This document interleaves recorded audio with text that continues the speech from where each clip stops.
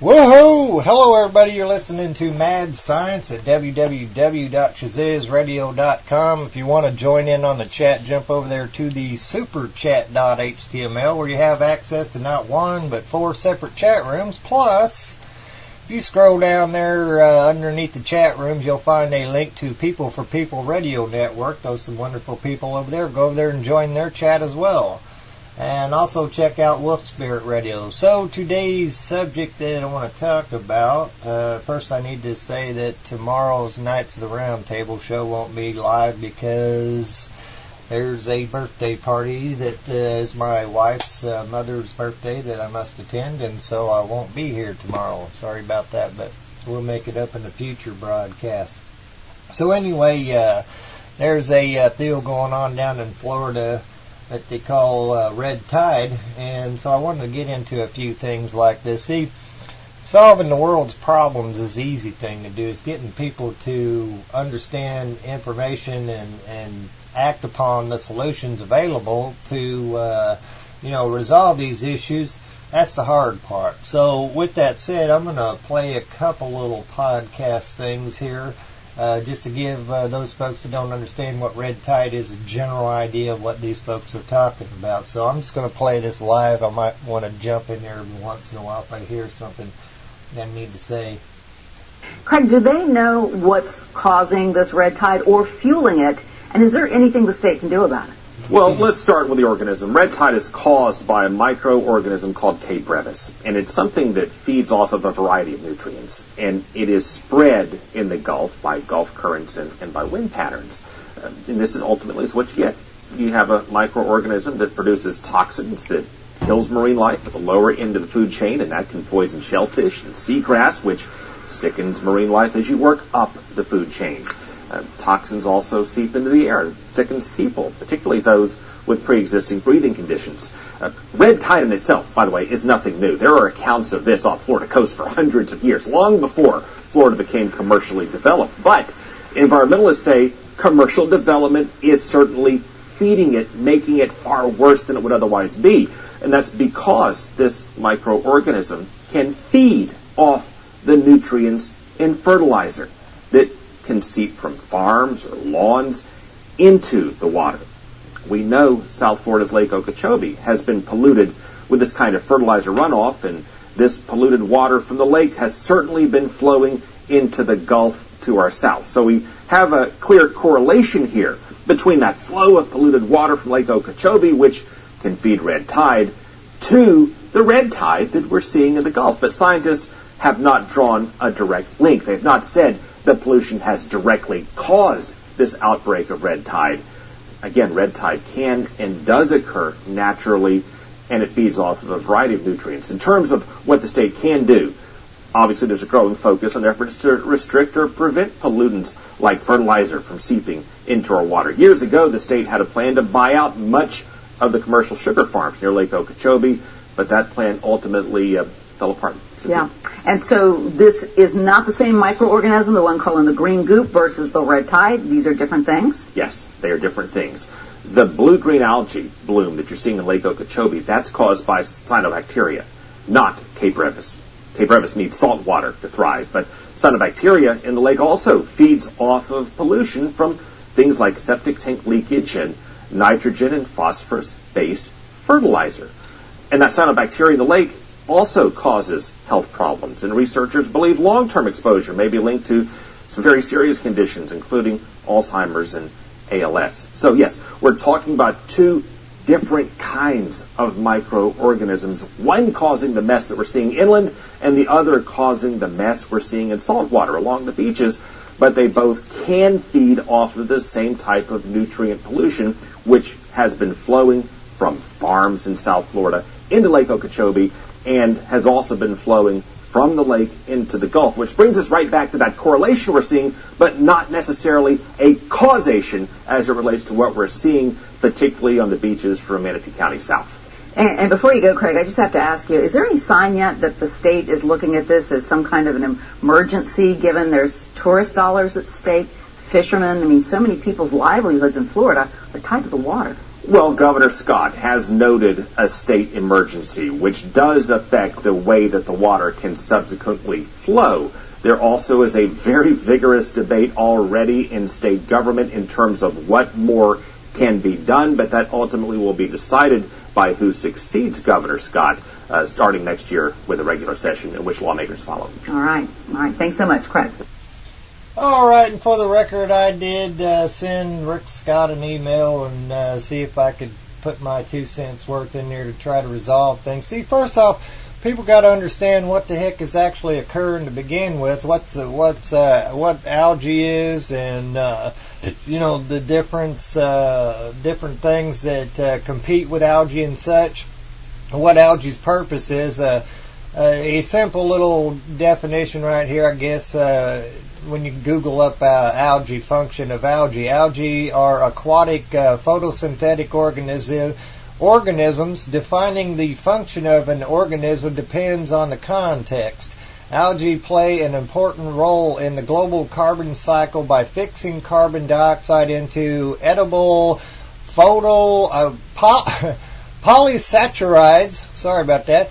And other high-energy carbon molecules. So basically, what that basically just explained is algae does a job. It takes, the carbon, just like the photosynthesis that, regular plants do. It takes the carbon off and releases oxygen for the fish. So it not only does a job at that, but it also does a job of, controlling the chemistry as far as, eating waste that different types of bacteria that are, get out of control. So basically, algae is one of nature's cleaners. And so when there's a problem, then you'll get a lot of algae that will form in that particular problem area. And so when you understand exactly what's going on, then you know how to actually address the situation. See, down in Florida, there's some sugar farms down there.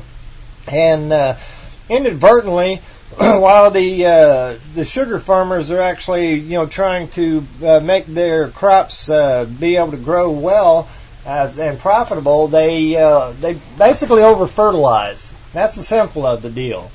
They use techniques like using anhydrous ammonia to add chemistry to the soil, nitrogen and such, and they use different types of fertilizers, and in some incidences, like around where I live, where all the farmers, they'll use some bits of manure and stuff like that, and different types of fertilizers and anhydrous ammonia. Well, this does something good for their crops by making the water really, or not the water, but the soil really super highly nutrient rich, which the crops will thrive in. However, whatever the crops aren't using, when it does rain and all that runoff goes down into other waterways, then that highly nutrient-rich soil and fertilizer, different chemistry go down into these waterways, and they make the water so super highly nutrient-rich that any algae that would be normally in there doing its job of keeping the water balanced and all that is now thriving. And it's thriving to the extent that it causes, overgrowth of algae in that particular area, pond or stream or whatever. And so when that happens, it starts to cause a chain reaction that basically, when, like a pond, where I live, we use duckweed and watermill. Or we don't use it, nature uses it to actually filter out the water. Well, if this stuff gets completely covered over the top of the pond, and there's nothing in the pond that will eat this particular plant or whatever, then it will actually cover the entire pond, blocking out the sunlight, breaking down the ecosystem up underneath that pond. So, because you need the sunlight to get down to other plants that live down at the bottom, and, basically the pond can actually become stagnant for a period of time. However, there's a plus to this deal.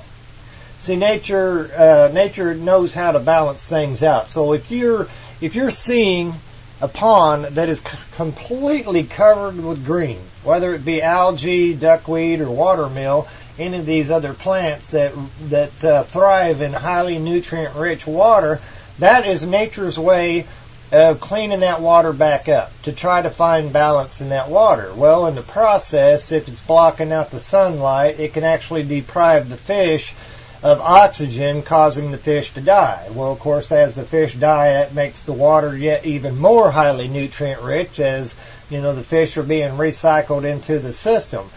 So what you need to understand is first the cause of why this is actually occurring. You could have a really beautiful pond and plenty of fish and everything, and then the farmer during the season of farming, he'll fertilize his land really heavily, and then that fertilizer, when it rains, which is what the water, the rain is necessary to help to promote the plant growth as well, but that rain then in turn washes off excess fertilizer down into the waterways, that then in turn causes these overgrowths of algae, duckweed, and watermill, and any plants like that.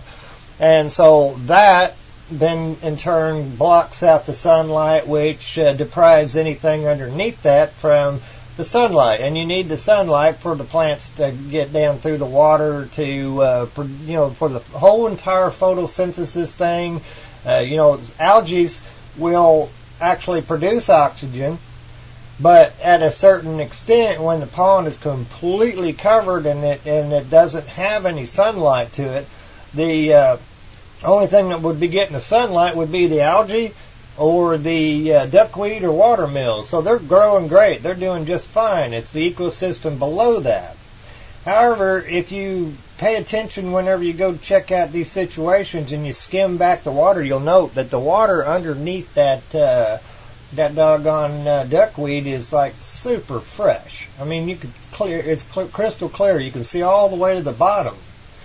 And so, with that said, understand the start to finish. There's another episode, like especially in Florida. There are freshwater lakes in Florida. And these freshwater lakes, when the water basically goes from freshwater and then starts to mix in with salt water, you'll notice that there's some discoloration. There's a term called brackish water that has more salt than fresh water, but not as much as seawater. It may result in mixing of seawater with fresh water as in estuaries, or it may occur in brackish fossil aquifers. The word comes from Middle Dutch, whatever. Anyway, years ago, whenever I was down in Florida, I happened to notice that the parts where the streams are actually running into the salt water, the water would be all discolored and everything. Well, that's because there are certain, biological things that live in fresh water that can't live in salt water. So when these two waters come to mix, these certain little biological, cells or whatever, bacterias or, even algae for that matter, that can't live in salt water. They're not adapted to it. So when they mix, they start to die. Well, that makes that particular area right there highly nutrient, and then you'll get that red algae that comes over to feed off of this high nutrients. So, basically, understanding how nature's functioning to begin with, to try to keep itself in balance, that will actually unlock the door to the solutions out there. There's a lady named Dr. Lorraine Day that wrote a book years ago, Diseases Don't Just Happen. And how does this relate to what it is that I'm talking about? I hope you understand here in a second. But basically, she takes and breaks down the chemistry of the body. And she says that, you got these different portions of the body that do these different types of function, and without these particular minerals, or, you get too high a concentrate of this mineral, this is what causes your body to go out of balance, and then it eventually ends up causing a disease that, could end up taking your life and such. I'll post a link down to one of her videos, or just her name and everything, and if you Google that, if you jump over to Super Chat and you Google Dr. Lorraine Day and just listen to what she's talking about, diseases don't just happen, then you understand the correlation of why it is that I'm talking about, what's going on with nature, because it's the one and the same. Your body's a chemistry set, nature's a chemistry set, and when nature's off balance, then basically nature has things set into place to try to put things back in balance. One of those things that nature uses to put things back in balance is duckweed. Florida actually has duckweed that grows there, and it's got a technical term, Spirodella polyhesa. Anyway, it's I don't like the high-tech terminology. Duckweed's just an easier way to say it. Giant duckweed is a native floating plant in Florida. Though very small, it is the largest of the duckweeds. There's that word again, Spirodella polyhesa. Why do the scientists got to put these crazy old tongue-twisted names on stuff? Just call it duckweed, for Pete's sake. It's frequently found growing in rivers, ponds, lakes, sloughs from the peninsula west of the central panhandle of Florida. Okay, so I can get rid of their picture right there. Anyway, doggone it, let me find my little deal down here. Alright, so there's I posted a deal down in the thing that I actually sent off to Governor Rick Scott of Florida. And duckweed, basically, I'm just going to read a little section of it. Duckweed also functions as a remediator. Man, I need to learn how to freaking read. By effectively filtering contaminants such as bacteria, nitrogen, phosphates, and other nutrients from naturally occurring bodies of water, constructed wetlands and waterlands.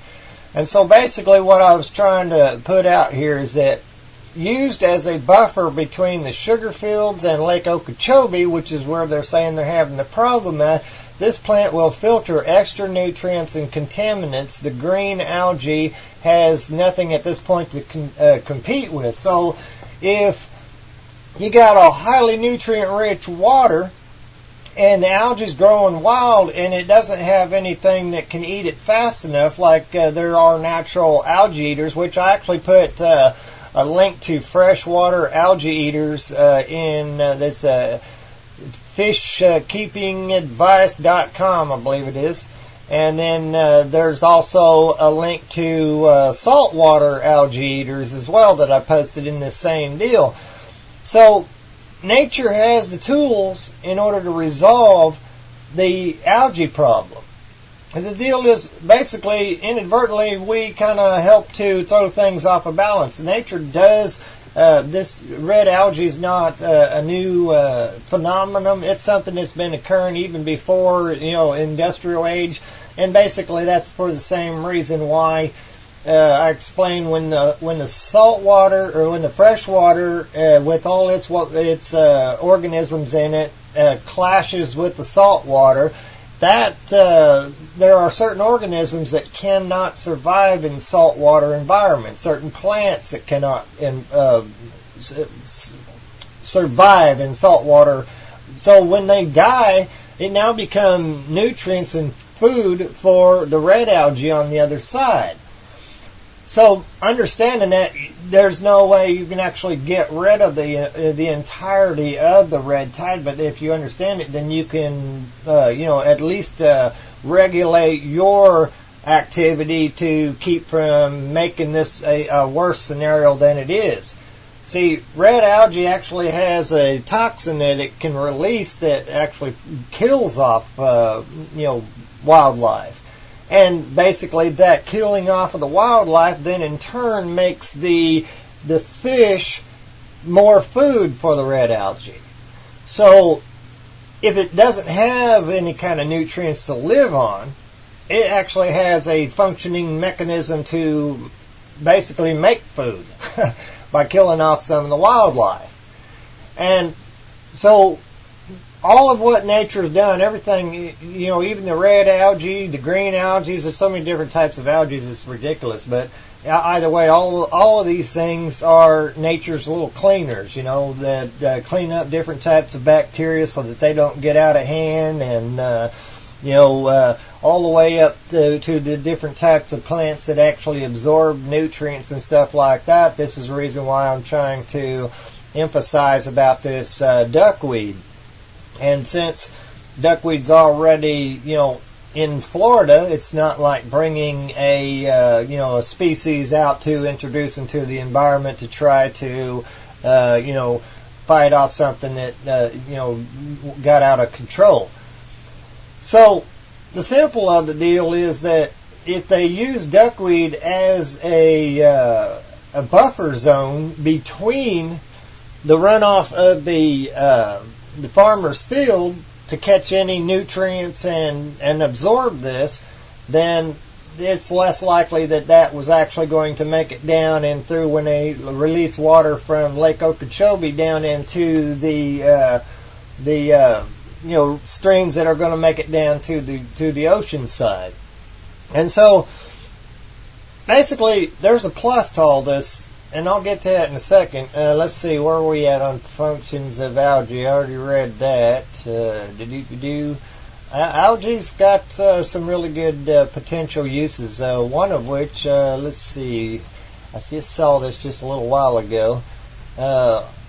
Algae, there's a website out there called www.nature.com, and there's an article which you posted a link, or if I hadn't posted, I will post.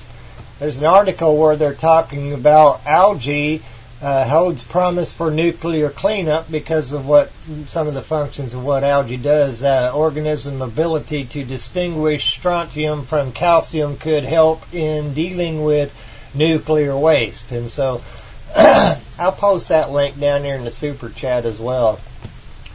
So there's a potential thing that that algae could actually be used for usefulness. If you watch what nature's actually doing, then you'll see that some of these things that we think are like really terrible are really not bad. And if you learn how nature is functioning, then you can use these same techniques to assist nature. Whenever you want to grow your food in the farm field, you understand that you don't have to fertilize certain ways. You could actually use different things that nature's already done to fertilize your crops and stuff, which would make it where it was safer for your environment down the line. So it's like tipping the first domino. If the farmer, just like I explained, if the farmer over fertilizes his land, and the rain comes, and the rain washes all that runoff down into your pond, now your pond becomes super highly nutrient rich, and any algae that are available down there, any duckweeds or water mills that are down there, will thrive. I mean, they got plenty of food. You just fatten them up, and so that's what the strongest things going on in there right now. Then it just overgrows, and then it blocks out the sunlight and starts to dominoes tipping in the other direction. So let me see here. There are another podcast I want to play if I can get down there. Let's try this one right here. Hi, I'm Rhonda Watkins. I'm with Collier County Pollution Control, and we've been monitoring red tide in Collier County since about 1996. When I first started monitoring red tide, I had a lot of questions, and I bet you have the same questions that I had. So hopefully I can answer some of those for you, maybe dispel some of the myths that you keep hearing about red tide. So let's get started. So what is Florida red tide? There are actually different kinds of red tide, and we have one specific to Florida. It's a microscopic plant, and it's a dinoflagellate. And if you can see in this picture, you can actually see the two tails that make that the dinoflagellate and allow this organism to move. It produces a toxin but it's best known for causing fish kills, making you sneeze and cough, and ruining vacations. So it's always present in the Gulf of Mexico, but has periods of accelerations, and we call those blooms.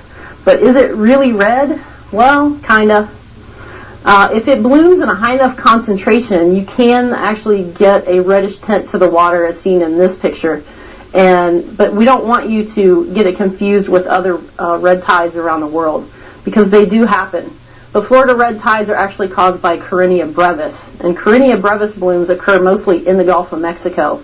We can occasionally get them hitting the the current that runs up the East Coast, and they can actually get red tides on the East Coast.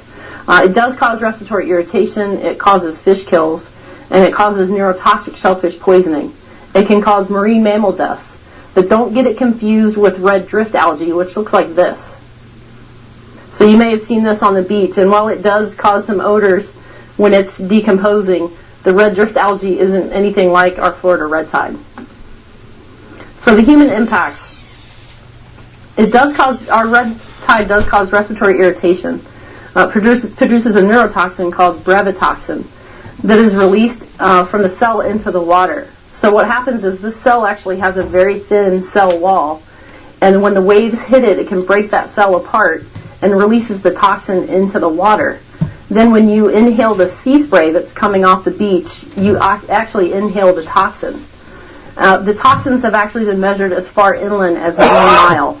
And the common symptoms with inhaling the red tide toxin include coughing, sneezing, and watery eyes. Now, I would get a lot of people saying that they've been exposed to red tide when they live out in Golden Gate Estates, and that's not going to happen. You actually physically have to be in contact with the red tide toxin in order for you to react to it. So everyone has varying levels of sensitivities, just like allergies. Some people might be affected by going into a smoky room and other people may not. So you could have 2 people at the beach. One may feel the red tide and one may not. But typically most people, even healthy people that react to it, once you leave the beach and you remove yourself from the contact of that sea spray, the symptoms typically go away.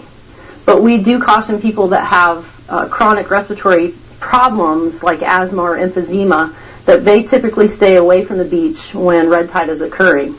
It can trigger asthma attacks, and there have been studies that show that asthmatics typically have a prolonged reaction to it, and it can take up to more than a week for them to recover. And then I've heard, since I've been monitoring red tide, that anecdotal stories of, I got the worst cold of my life when I went to the beach and there was red tide. But now they're finding out that red tide can actually increase your immune response, and so your body reacts to the exposure of the red tide. It's not typically the red tide, but it allows other things to come in, and like colds and things like that. There was an actual study done by Mote Marine Lab in 2006 that did show an increased emergency room visits just because people were coughing and had asthma attacks and pneumonia and bronchitis, and they were indicating that could be from the red tide. So does that mean if there's red tide that you can't go to the beach? No, because you have to have 3 things happen for you to feel the red tide at the beach. You have to have a high enough red tide level, you have to have wave action, and the wind has to be blowing in your direction for you to feel red tide. So if one of those things doesn't happen, you can go to the beach and you wouldn't even know red tide was there. But the problem with red tide is that the conditions can change from hour to hour and tide to tide. So you can get a patch of red tide at Barefoot Beach in North Collier that may, in a couple of hours, get pushed down to Seagate Beach. And people that were feeling it at Barefoot Beach may feel it in the morning and they may not feel it in the afternoon. But what about if you live on the beach or you live close to the beach? You're probably best to close your windows because the air conditioner will filter out the sea spray particles. And if you're really sensitive to it and you have problems even getting to your car, or you like to go and walk on the beach, you can actually put a mask on to keep the sea spray out of your lungs, and you shouldn't feel any of the symptoms. Can you swim during red tide? Again, I go back to the people that have different sensitivities to it, because different people react to it in different ways. So some people can go swimming in it and not have any effects. Other people may get a rash, but typically if you get out and wash off, you're not going to have any symptoms. Shellfish poisoning is another thing that Karenia brevis can cause. and it's a neurotoxic shellfish poisoning. If you're familiar with any kind of red tide events on the East Coast and the Northeast Coast, it's a different type of shellfish poisoning. It's called paralytic shellfish poisoning, and that has been actually known to kill people. The type of shellfish poisoning that we get here does not. It typically causes numbness and tingling in the mouth, nausea, vomiting, and diarrhea, and a reversal of hot-cold sensation. So that means something that typically feels hot now feels cold, and something that cold now feels hot. There have been no documented cases of human death from neurotoxic shellfish poisoning. So what about going to your favorite restaurant or going to your favorite seafood market to get any kind of clams or oysters? Those are all collected from monitored locations. They are strictly regulated and tested for brevetoxin. So feel comfortable going to your favorite restaurant during red tide and ordering your oysters because they're perfectly safe to eat. But do not go out and harvest shellfish on your own. Don't go out on the beach to get coquina clams or get some oysters off your dock, because red tide toxin does not cook out, it doesn't freeze out, and you can't taste it, so you wouldn't know it was there. So other seafood, I get questions about, can I eat fish during a red tide? Well, it's actually the meat of the fish is fine because the muscle tissue does not contain the toxins. So if the fish was acting normal when you caught it, that means you didn't see this big grouper swimming at the top and acting weird and you just netted it and pulled it in. Actually, you caught it by hook and line and it put up a good fight and it looks healthy, then eating that muscle tissue is fine. You never want to consume any kind of fish that is already dead or just acting just not normal. And then crabs and shrimp are safe to eat because they don't concentrate the toxins in their meat either. And just to clarify, the fish are actually killed by red tide through suffocation, and not typically how you think. They're not poisoned because they don't concentrate the toxin in their tissues. What happens is, because it's a neurotoxic shellfish poisoning, when that toxin goes through their gills and releases the toxin, it actually paralyzes them. And as you know, fish have to move to be able to breathe, and when they can't move, they end up suffocating. You can get kills from low oxygen in backwater bays when the bloom gets back there and can't get flushed out by normal tides and currents. And then the red tide just dies off, and while it's dying, it actually consumes the oxygen. The other thing about red tide is, remember those two tails that we looked at? It can move up and down in the water column. So in the daytime, it comes up to the top where it can reach the sunlight and actually photosynthesize. And then at nighttime, it actually goes down to the bottom where there are more nutrients and it's a little better protected. So you'll see typically bottom fish that are first ones that are killed. So we'll get catfish and batfish and mullet and things like that washing up on the beach first. And that's because the red tide is actually moving through the water column. Other marine life that are affected by red tide are manatees, dolphins, sea turtles, and birds. And they're kind of all eating red tide as they feed. Some of the fish that concentrate the red tide in their actual gut, the ones that actually feed on plankton, can pass that into the marine life and then when they're in the water breathing it 24/7. So imagine yourself in a smoky bar for 3 months, how that's going to affect your respiratory system. So typically what's going on is the animals are exposed to the toxin and their respiratory system becomes extremely distressed. They typically recover if you can get them out in time, but if they develop pneumonia just because they've had that chronic irritation for months at a time, that's typically what does them in. Manatees can actually eat red tide by consuming seagrass, and they found that the red tide toxin can actually last on the seagrass blades for months after the red tide is actually gone. And we had the worst manatee mortality in 2013 when we got hit with a severe cold front that not only killed a lot of fish due to temperatures, but it also, with the manatees exposed to red tide and the cold, we had 277 manatees die that year. So what about pets? Yes, dogs can be affected if they're eating dead fish on the beach. So if you have a dog and there's red tide, it's not a good idea to take your dog to the beach. So how do we know when red tide is here? We actually have 5 locations that we sample weekly, and then we have some 4 stations down around Marco Island that Rookery Bay samples for us, usually twice a week if there's actually, or a couple times a month when there's red tide. So we've been sampling these sites since 1995, and at the time we started the sampling, we just went out when we thought there was a red tide, and we took samples just to confirm that it was red tide.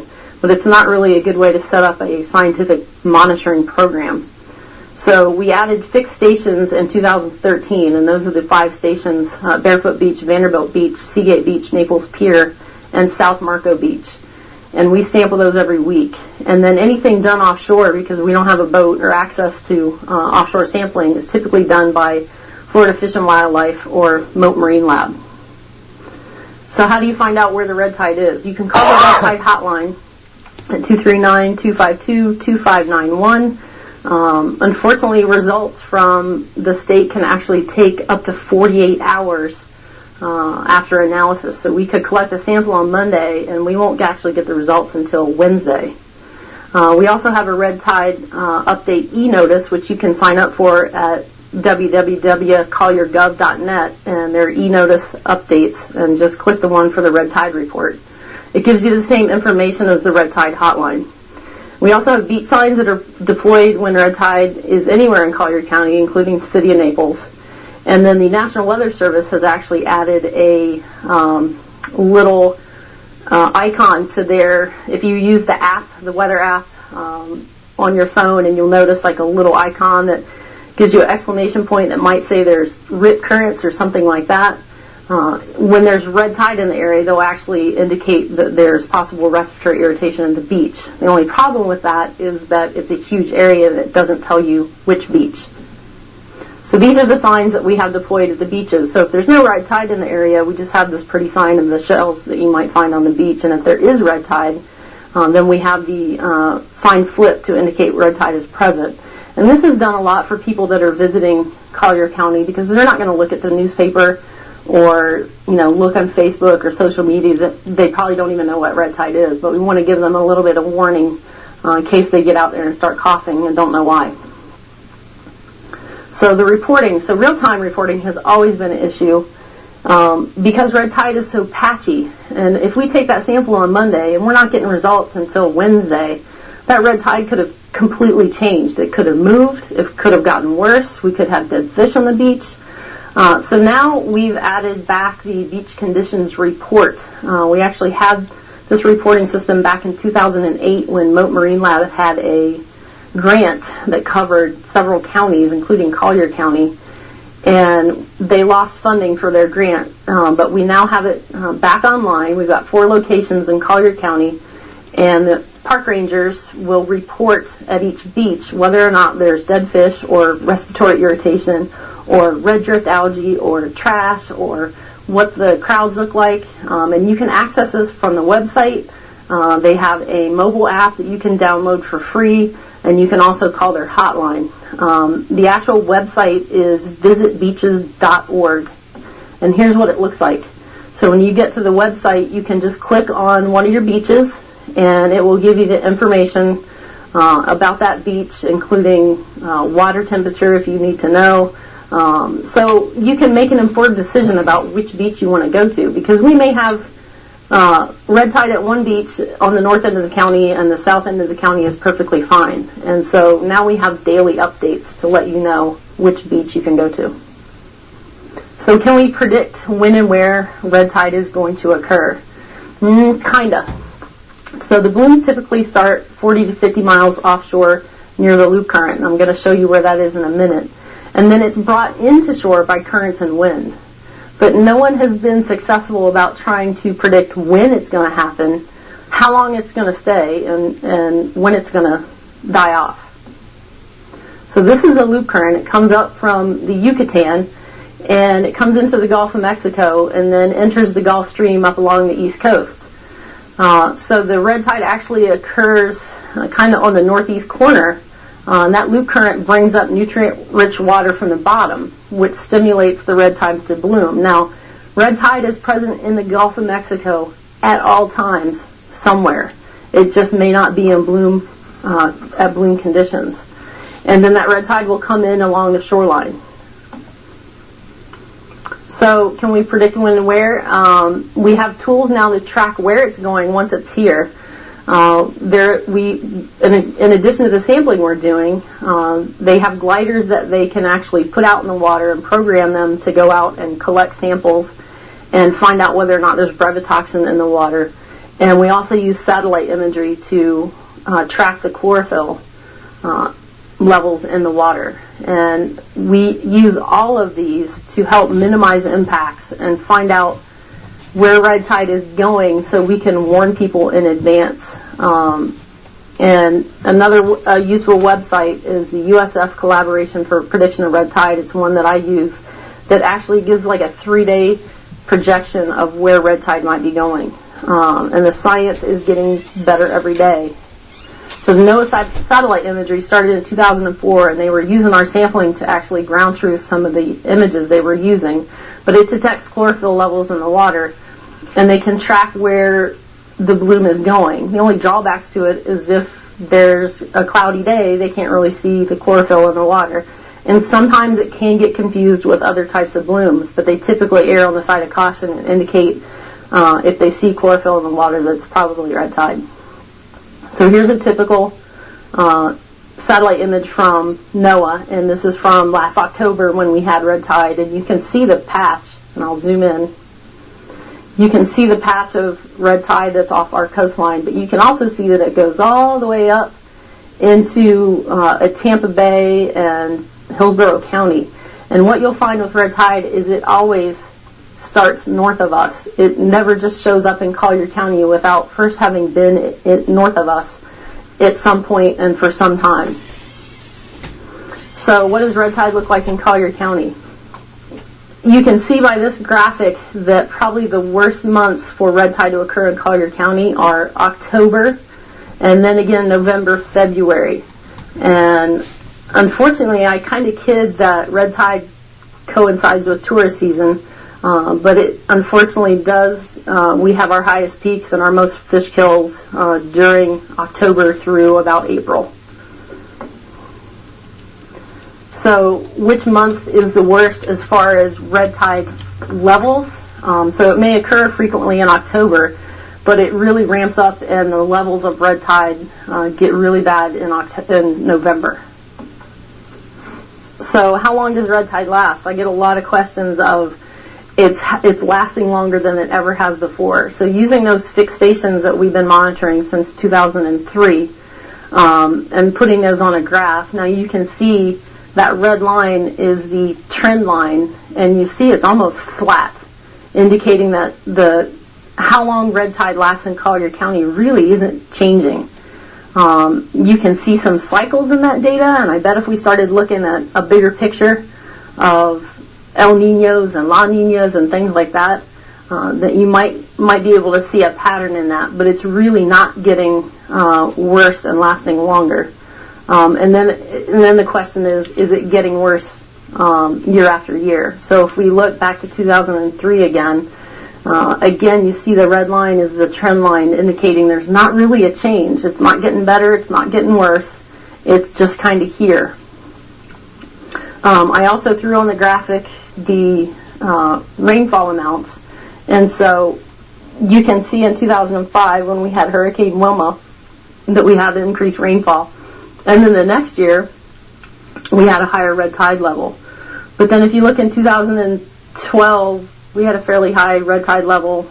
And then again in 2013, but the rain wasn't really ramping up. So what this tells me, and I get questions all the time about, is runoff causing red tide? You have to understand that red tide is a Gulf-wide issue. So when we get things like hurricanes, we're getting runoff in the Gulf of Mexico. It's not just in Collier County. And so if this red tide is happening in the middle of the Gulf of Mexico and then coming inshore to our north, that's more of a Gulf-wide issue. So we can't target just Collier County to say things that are happening in Collier County are making red tide worse. Now the question also arises, is runoff sustaining red tide? Well, it's you'll see by these graphics that it's not lasting any longer than it has been.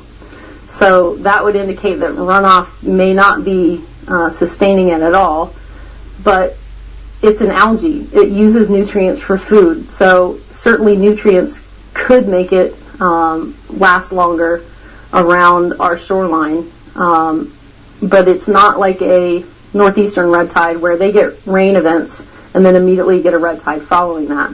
Because, we get rain down here in Collier County. We get more rain down here than they do up in the Panhandle. They do get red tides in the Panhandle, but we're not getting any more than they are. So what causes red tide? Well, that's the billion-dollar question. So we have to kind of look at the history of red tide. We know it's here all the time. We know it's been here in the Gulf of Mexico for a long time. There are actually captain's logs from early Spanish explorers in the 1500s that were talking about the same kind of symptoms that red tide gives us. So they were coughing, sneezing, and there were dead fish. But we actually had the first documented case, like somebody actually went out and found it in the water in 1844. And then the organism that causes it was actually discovered in 1947, or actually named in 1947. So that predates really any kind of industry in Florida, and really before we were overly populated along the coastline. So in order to understand what makes something happen, you have to understand how it works. So there are multiple things that affect red tide growth: salinity, temperature, nutrients, ocean currents, and wind currents. This little organism can actually feed off other blooms. So we could have a different organism blooming in the Gulf of Mexico, and red tide can actually gather food from that. It can actually inhibit the growth of other plankton.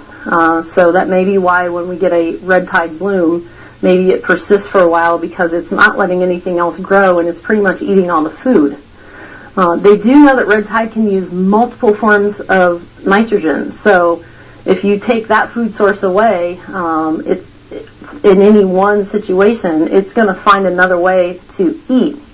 And a good indication of that is, why does red tide kill fish? So there aren't a lot of fish that eat red tide as a food source, because if we don't have blooms all the time, the fish that would rely on red tide aren't going to survive. So why would red tide need to kill fish? Well, they found that with the lack of phosphorus in the water, red tide actually has the ability to turn on and turn off its toxin emitters. So when it runs out of food, specifically phosphorus, it can turn on its toxin emitters and kill fish, and now all of a sudden it has a new food source.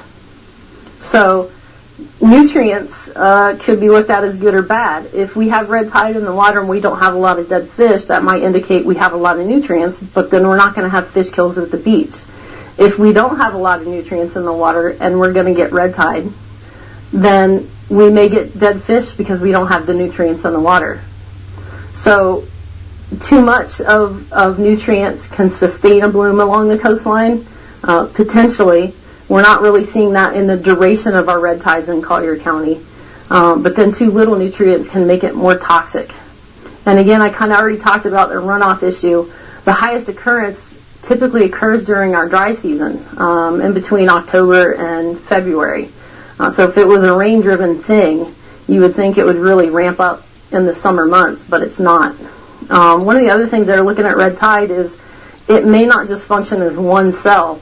The more they look at this thing on a genetic level, they're thinking that it might act as an actual, like a beehive, where they actually have worker cells and things like that.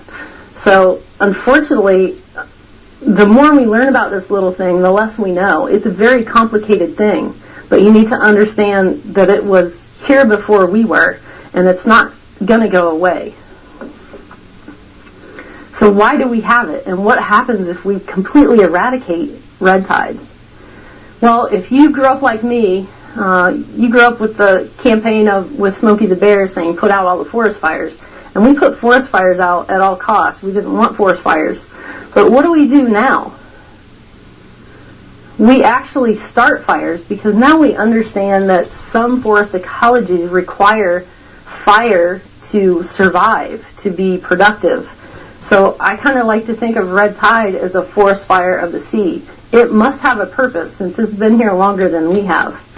And so if we think of red tide as having an actual purpose in our oceans, it kind of gives us a different perspective. Again, we can certainly help our coastline by reducing nutrients that are going into the water. So we're not feeding the red tide, but we'll never completely eradicate red tide. Thanks for watching. I hope you learned something about red tide, and I hope you had some questions answered today. But if you have any more questions, please call me. Again, I'm Rhonda Watkins with Collier County Pollution Control, and you can call us at 239-252-2502. All right, so I hope that was pretty informative. While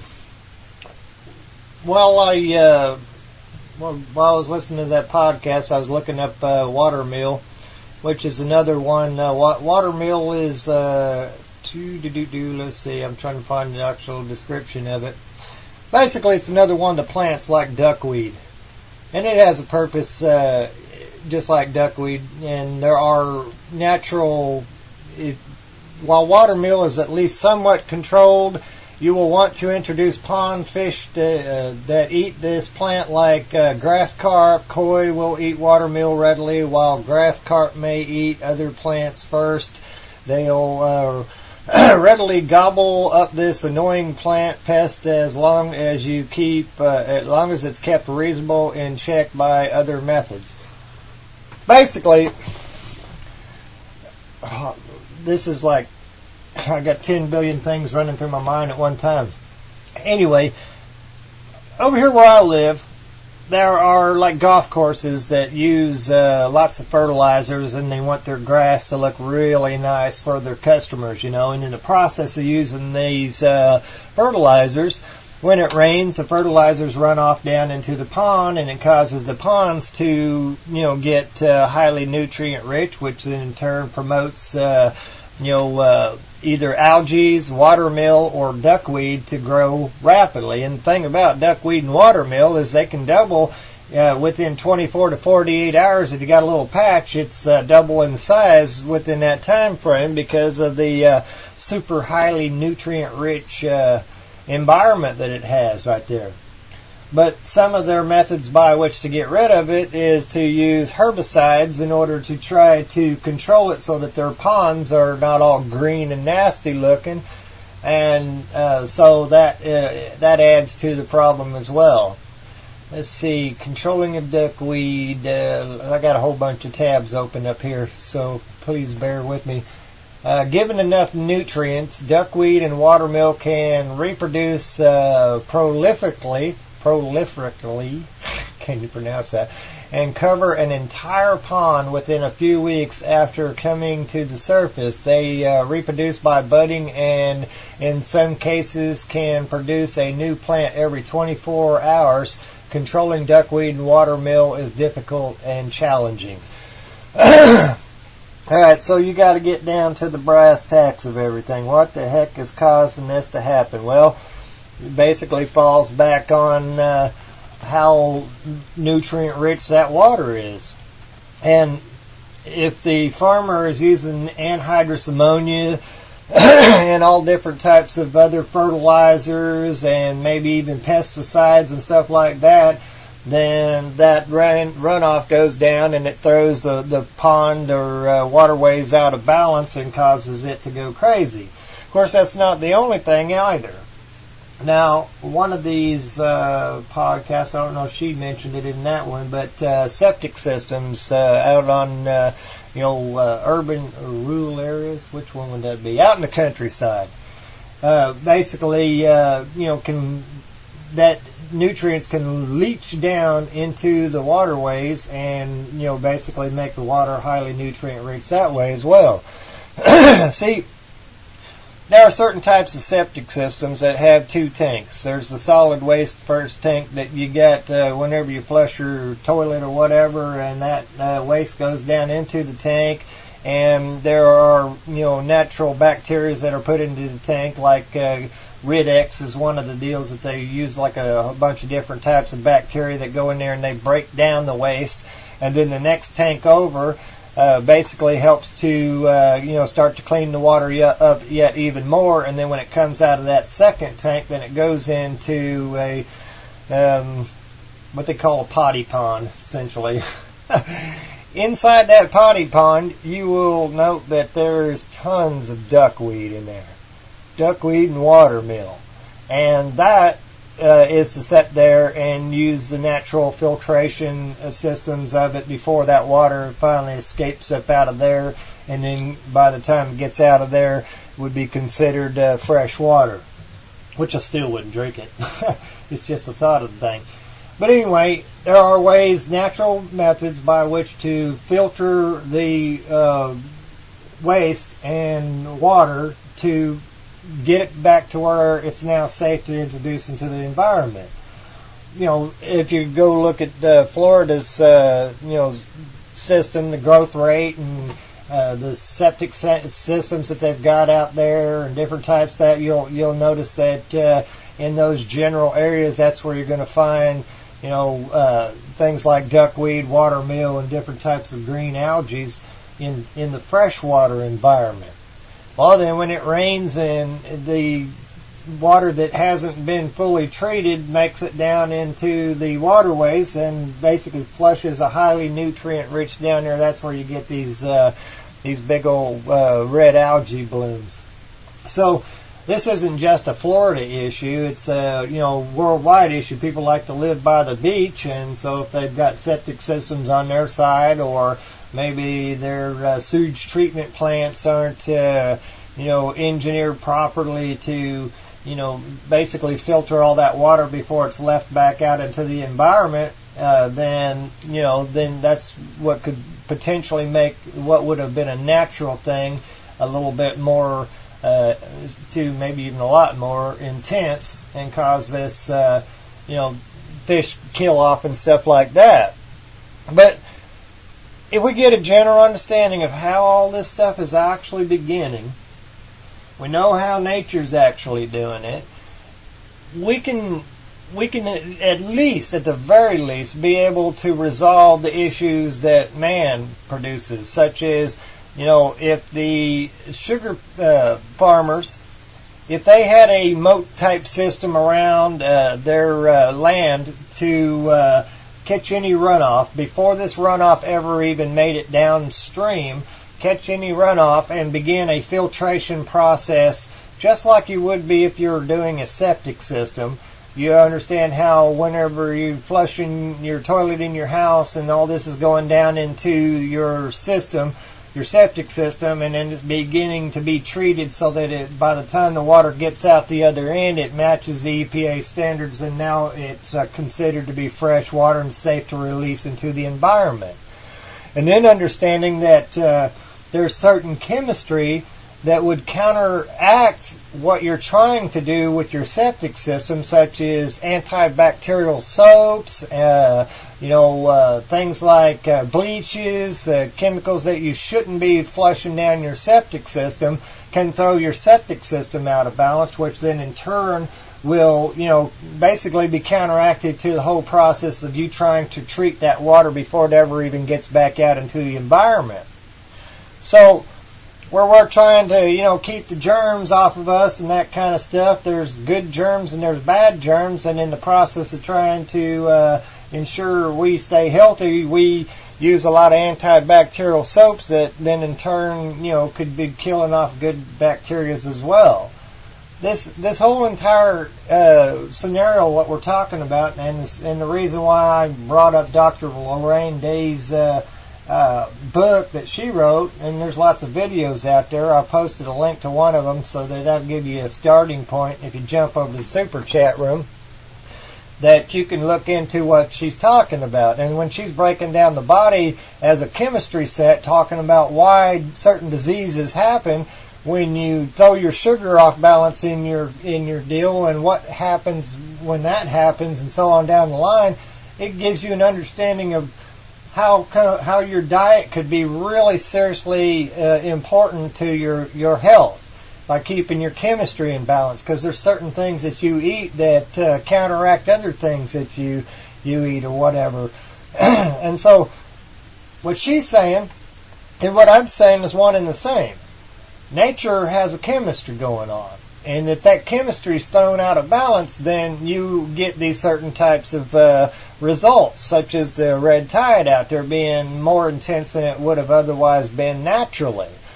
So you don't have to take all the nutrients out of the water in order to try to kill off the red tide. What you need to do is find a happy medium balance between what the green algae working its way down the fresh water and going into the salt water, and the then being fed off by the other type of algae, which makes it thrive. By understanding these basic concepts of science and chemistry and nature and how they work, we can begin to control anything that would not be natural to the environment, such as we need to farm. We need to be able to grow certain crops or whatever, but in the process we have to understand, what our after effects are going to be of what we're actually doing. And the reason why I'm so adamant about this duckweed is because of several factors. Is one, duckweed can be used as a biofuel. Anything, that's carbon-based could actually be used as a biofuel, for that matter. Grass clippings and all kinds of stuff can be turned into biofuel. But duckweed is also fish food. You can actually dehydrate it to make fish food flakes, and it makes a great fertilizer. So if you think about this in an economic basis, if the sugar company has to pay for fertilizers, which they get through different companies, but they had a fertilizer substitute, which would be the duckweed that you could actually use as fertilizer and compost and so on and so forth, you could take, and with these moats, so to speak, that are surrounding these farmlands to catch the runoff, to actually give the water time to filter before it actually makes it into the environment. When the duckweed absorbs up the fertilizers from these farm fields, then you can skim off half of this duckweed every 24 or 48 hours. This stuff will double anyway, so you can skim off half of it, store that, use it as fertilizer for your deal. So you're actually going to be recycling fertilizer that was run off from the rain into this storage spot anyway. So you're getting to use your fertilizer twice, and then at a certain point, you wouldn't even have to go out and buy new fertilizer, because as long as you are using this, it's putting nutrients into the system and then recycling it back around. See, nature recycles everything. There's nothing out there in nature that nature doesn't recycle. There's nothing that man has ever made that nature doesn't recycle. The aggravation that we get is that we got a beautiful pond and we want to keep this pond beautiful, and in the process we got a neighbor who's out there trying to feed the world by growing crops and earn a living and stuff, but he's over fertilizing his farmland, which in turn is affecting my pond, because it's now making it super highly nutrient rich, and any algae in there are going to thrive. And if you get any species that basically overgrown, then that's where you get a problem.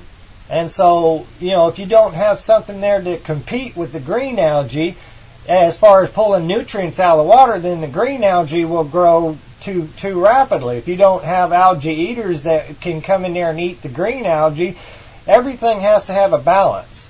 There's nothing in the world that nature hasn't provided. There's all types of bugs. There's all types of animals. The whole cycle life issue where this bug eats this microbe and this bird eats this bug and so on. It's a food chain or whatever. But when you don't understand that, and one of these things gets completely out of control, you got more of one than you got the other, then you end up with basically an eco disaster as far as we're concerned, because now my pond looks terrible and I can't grow fish in there because there's not enough oxygen available in there to grow fish, because it's blocked out the sunlight, and now the ecosystem underneath the water is failing. And unless I've got enough fish in there to eat these duckweeds and water mills and things that eat the algae, then it's going to continue to do the same thing, making the water more nutrient rich by killing off my fish and killing off anything under there. And, the still water could actually become stagnated at some point in time. But if you actually look when this duckweed is actually doing its job and you skim back that water, you'll see that water is crystal clear, because that duckweed is filtering that water, trying to put this back into balance again. So it could be a plus. But if you understand this whole thing from start to finish, the farmers could actually benefit financially by not having to pay for fertilizer, by not having to pay near the fuel cost, because this actually can be turned into a biodiesel that can then in turn run their tractors to help them do the deal. And if the governments and the people wanted to ensure that these runoffs weren't being a part of the problem and affecting the waterways down the way, then they could, work some sort of deal out with them that, okay, you put these moats around your deal to catch the water runoff, to give that the time to clean up, and then, we'll give you supplements to, be able to take this, skim half of this off and use it as fertilizer and maybe even possible biodiesel or whatever, and put systems into place to actually do this. Like if you try to skim watermeal or duckweed with just a net, it's a nightmare because you can't keep up with it. It grows so fast. But if you design a system that will actually skim off a portion of this watermeal every day, a portion of it in these little areas, and the water really don't even have to be that deep. It can just be a small, moat around the system, and you allow this natural plant to do its filtration just like nature normally does, and then you have a system in place so that this stuff can't actually wash downstream and cause an overgrowth down there and just kind of domino down there, because eventually if it was not done properly, the plant itself could actually make it down there, and since it's a freshwater plant, it's obviously not going to be able to survive in a saltwater environment, so when the two mix, the plant will die off, and then therefore making the water yet even more nutrient rich, because anything biological that dies is going to add nutrients to the water that will, the nature's cleaner, which is the algae itself, is going to come in there to get it, and little bacterias and stuff. There's let me see if I can find this real quick here. See function of algae. There it is, I think. Excuse me, folks. There's a deal down there from www.rdmag.com. Basically, it talks about scientists offer proof, first definitive proof of bacteria feeding behaviors. It also talks about algae. A team of researchers has captured images of green algae consuming bacteria, offering a glimpse at how early organisms dating back to more than 1 million years may have acquired free-living photosynthetic cells. That sounds high-tech terminology, but basically what is that everything has a purpose. The algae eating the bacteria, other algae's eating other algae, everything's eating everything, and if anything gets overfed, then it gets overgrown, and then next thing you know, you got a natural disaster going on.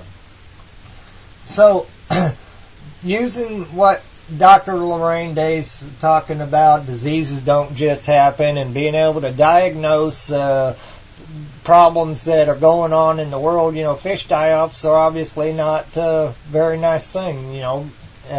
Nature's going to balance nature out no matter what, but our actions, whatever we do on shore, can affect the actions that are going on offshore. So if we've got highly nutrient-rich waterways and we have to ensure that we don't flood ourselves, some of that highly nutrient-rich water has to get released down there, otherwise we flood our homes or whatever. But if we pre-plan ahead, we can design our septic systems to be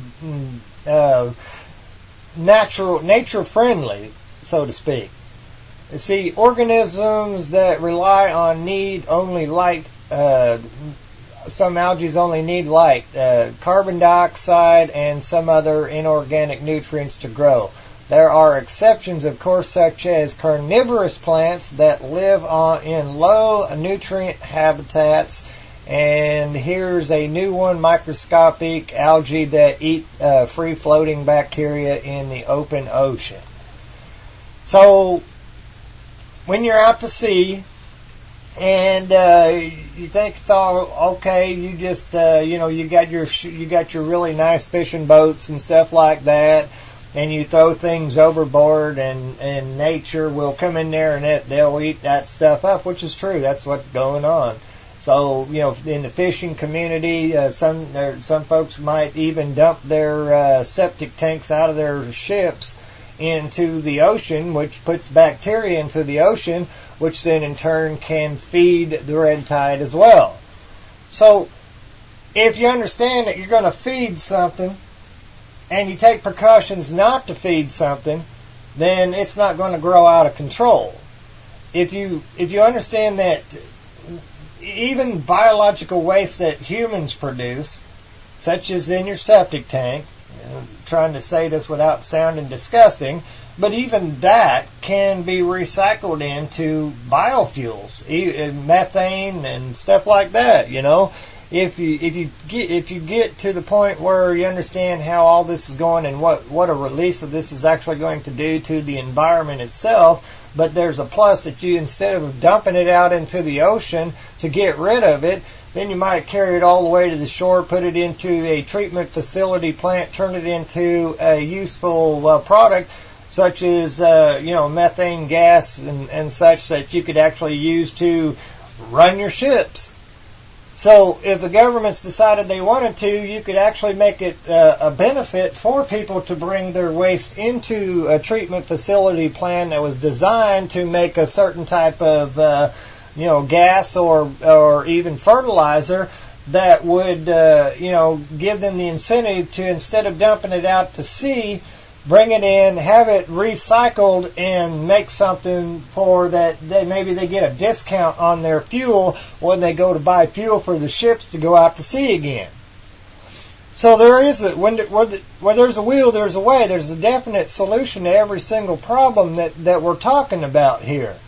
The water meal, there's fish out there that will eat this stuff. So if you're into things like aquaponics, hydroponics and stuff like that, where you're actually growing fish and vegetables at the same exact time, this entire deal would work for you well, because you can use watermeal and duckweed to feed the fish. When the fish do their business in the water, that makes the nutrients in the water that is then in turn recycled up through the system that actually feeds the duckweed and watermeal to promote its growth, and in turn filters the water back out and brings it back around so that your fish stay healthy. So you can grow fish and you can grow plants, and you can do it in a self-looping system, understanding the basics of how nature's actually functioning. So you can turn a negative into a positive. And I wrote a letter to, Governor Rick Scott of Florida, hopefully that I would get a response, but I guess we'll find out pretty soon, or maybe I won't find out, because I'm going to play a little portion of this podcast again. But either way, I posted in the chat rooms the information that I sent down to the governor of Florida for their particular issue down there. And basically, I was trying to explain to them a potential solution to use, I'll just read this little section again. Duckweed also functions as a bioremediator. I got to learn how to read. By effectively filtering contaminants such as bacteria, nitrogen, phosphates, and other nutrients from naturally occurring bodies of water, constructed wetlands and wastewater.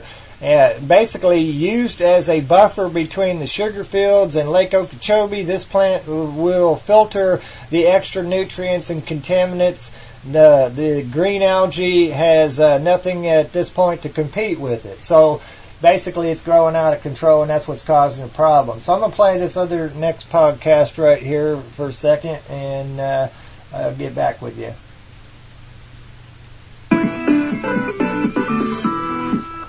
For weeks now, thousands of dead fish, turtles, manatees, and dolphins have been washing up on beaches in southwest Florida. The culprit, Karenia brevis, a small toxic algae undergoing a massive bloom. It literally turns the waters red. It's the worst so-called red tide the area has seen in over a decade, and experts say it's far from over. The question on everyone's minds, though, is why is it so bad this year, and if this is a warning of things to come. Algal blooms are exactly what they sound like, the rapid, massive proliferation of algae. They're a natural part of many ecosystems, but they can also happen unnaturally in polluted waters because our waste fertilizes the bloom. Extreme algal blooms often spell trouble for aquatic life, but Floridian red tides can be especially devastating. Like other blooms, the sudden overabundance of these tiny single-celled algae can kill fish and other creatures. That's because when the algae die, they're eaten by certain bacteria that can use up the oxygen in the water, leaving little left over for other species to breathe. They can also suffocate fish and other animals by directly clogging their gills. But Florida's red tides are even more deadly because the algae responsible also produce potent neurotoxins called brevitoxins. These toxins open sodium channels in cells, causing muscles to clench inappropriately and messing with the immune system. When fish or shellfish consume the algae, intentionally or not,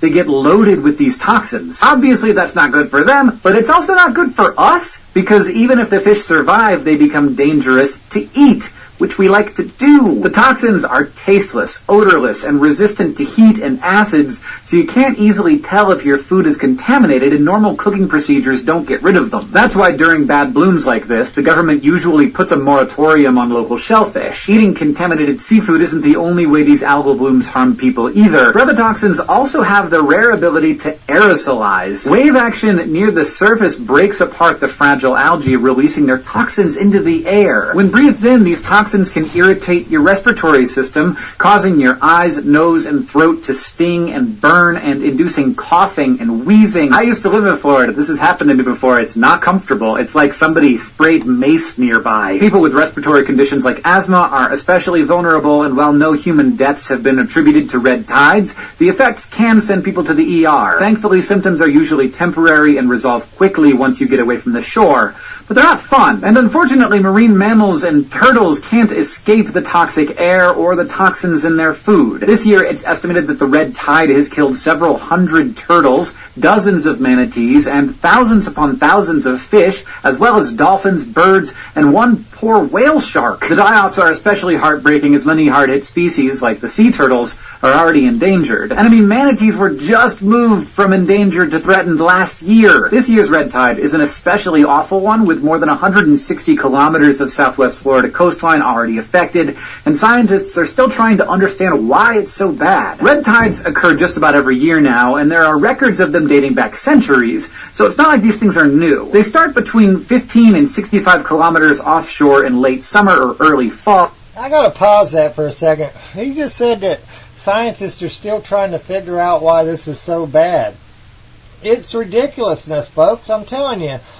I just sat there and explained to you why it's actually so bad and why it can actually be amplified by, different things that, occur. Even fishing industry, out there in the, basically the fun industry where you're out there going on your boating and doing all the things that you normally do, and, farming industry, all these different things, complex things interacting with each other and basically adding food and fuel to the fire. It's that simple. I can't understand why anybody would even remotely say that scientists can't figure out why it's so bad. I can tell you exactly why it's so bad. Follow the thing to its source and you'll figure it out. and sometimes stay entirely offshore. Usually they only last a few months. But this bloom started over 9 months ago and shows no signs of slowing down. There have been blooms in the past that have lasted years, so the duration isn't unprecedented. But exactly what triggers the algae to flourish and why some blooms last while others don't is still largely a mystery. There's a lot of internet speculation that particularly polluted waters from Florida's Lake Okeechobee, which were released down a river this summer, are to blame for this year's red tide. But experts are quick to point out that the tide began before those waters were released and far from where the river meets the sea. In fact, studies have largely failed to find connections between land-based pollution and the frequency of red tides. The tides seem to start too far offshore for runoff to be a major factor, so sorry, Internet. Things like the Lake Okeechobee water could be fueling the bloom now that it's close to shore, though. And another thing that's kind of aggravating was what he's just talking about there about, how the Internet, the people on the Internet's all kind of worried about how this is actually occurring.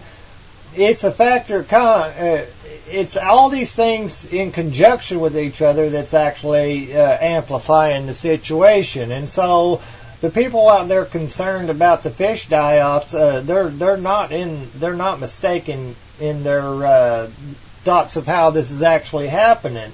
Basically, you're amplifying something that would occur naturally in nature, and it's not just a Florida thing. It's the whole Gulf Coast over there, or whatever is going on the other side of the ocean side of that part over there.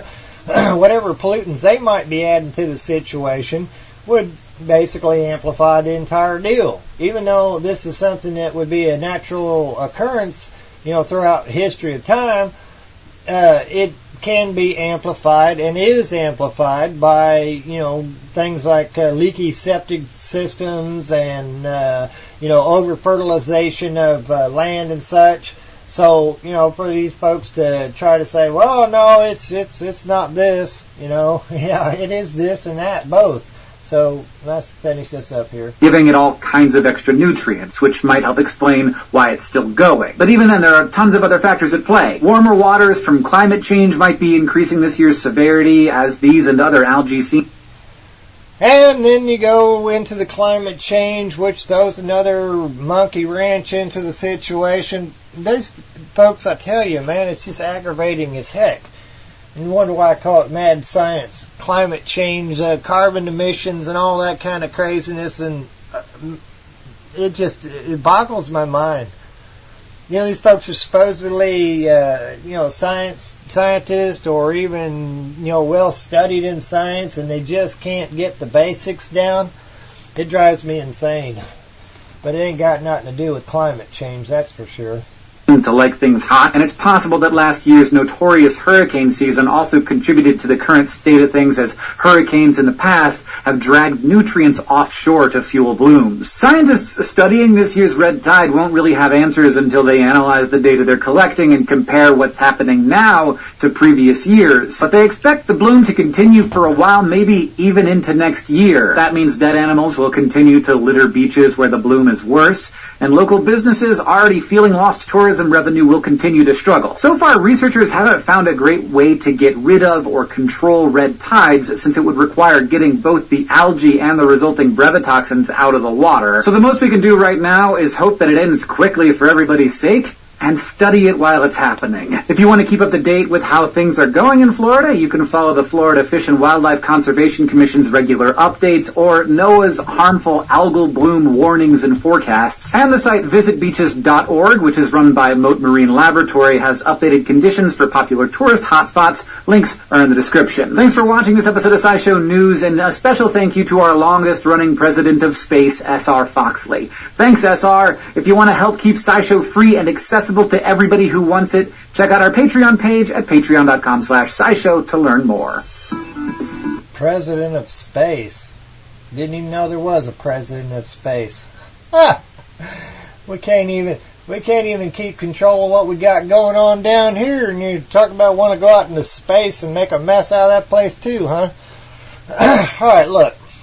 The simple of this whole deal is that when you see these doggone algae blooms out there, if you really wanted to control it and you really wanted to turn it in from a negative to a positive, there are methods by which you could actually turn these algae into biofuel, you know.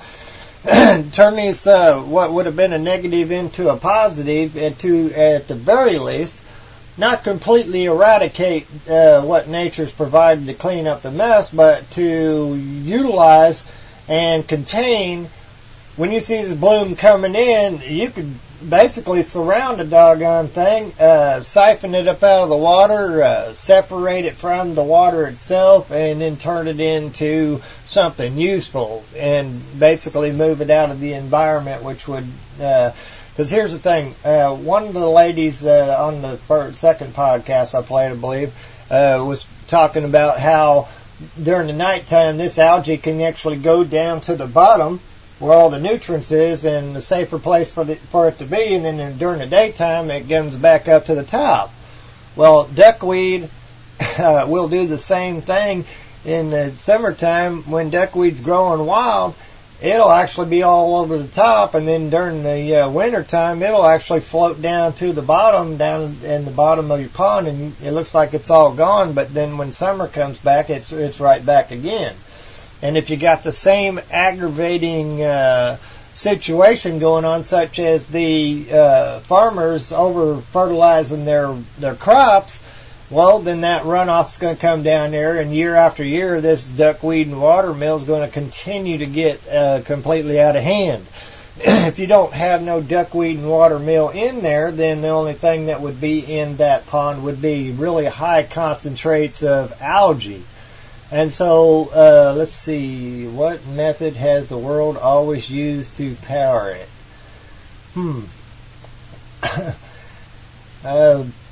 Throw me a bone in there. What are you talking about there, Justin? So, basically, if we wanted to resolve this issue, then we actually have to start working side by side with nature, doing what nature does. In Florida, where they have the sugar farms at, and if they want to not to add to the red tide, then they want to ensure that the runoff doesn't get into Lake Okeechobee to begin with, the highly nutrients rich, and they want to ensure that people who are out there using Lake Okeechobee aren't dumping their commodes over into the water, which throws bacteria in there, which then in turn has the algae to come in there to try to combat. And when, you know, certain things like bacteria get overrun, then also there's going to be a heck of a food source for algae to come in there to try to compensate. See, right angles and V's in the... What are you talking about? So anyway... Anyway, if you get your chemistry out of whack, that's when all these different types of algae will turn your lakes green and, you know, not make it very pleasant to look at. So anyway, I'm sorry I got distracted there for a second. So let's see. Let's see. Where was I? I think I already read that. The role of algae. There's another deal for a link to sciencing.com that talks about identification of algae. Algae is a large, diverse group of photosynthetic organisms photosynthetic organisms have the ability to convert sunlight to food and energy. Algae are not considered plants. So, there's a lot to learn about the terminology of all this kind of stuff, but either way, I'll throw this link up in there too so that you can check it out if you like it out there at the super chat room. Alright. Let me see what's going on here. This is terrible for live radio. Anyway, go check out that book that Dr. Lorraine Day wrote called Diseases Don't Just Happen. And factor in what I'm talking about here today. Basically, when you're looking at a big massive fish die off, there's a symptom, there's a cause and effect. And a lot of these folks out there that say that scientists haven't figured out why it's so bad this year is because they're not following it back to the initial source. And why are you doing that? Anyway, they don't follow it back to the initial source of what's actually going on. And so, basically, something that would have been natural has now been, amplified by other factors that play in. When we're trying to, go through our daily life, there's machinery that we use that use what they call fossil fuels and crude oils and different types of oils, and you got to actually follow it back to where all of these actually came from. That when they get into the environment, while they might have an immediate reaction to environment such as killing off some plant life, they also get absorbed back into the system. And then, in turn, turn that ground that you just polluted initially from the initial reaction of the mixing the oils with the soil, and the plants can't grow in it, to turning that then in turn into nutrients that the next time around, the doggone plants will grow wild in there. See, there's nothing that mankind has ever made that nature can't absorb. So when you get that down, then you'll understand that there's a actual solution to the problem, and you can at the very least reduce what man has actually done to add to the problem. So as far as what in tarnation, how you doing, Ted? I'm doing good, Shaziz. I was worried about you. I didn't see you online. I thought you weren't doing the show today. Yeah, we're live right now. Oh, good. So that means you weren't listening in? I'll download it later on when I get the bandwidth to do that. So I can't stream very well, but I can download, no problem. All right, well, let me catch you up to speed here. Basically, started off talking about red tide and the solution to red tide. There's a situation going on in Florida that's causing fish die-off and so on.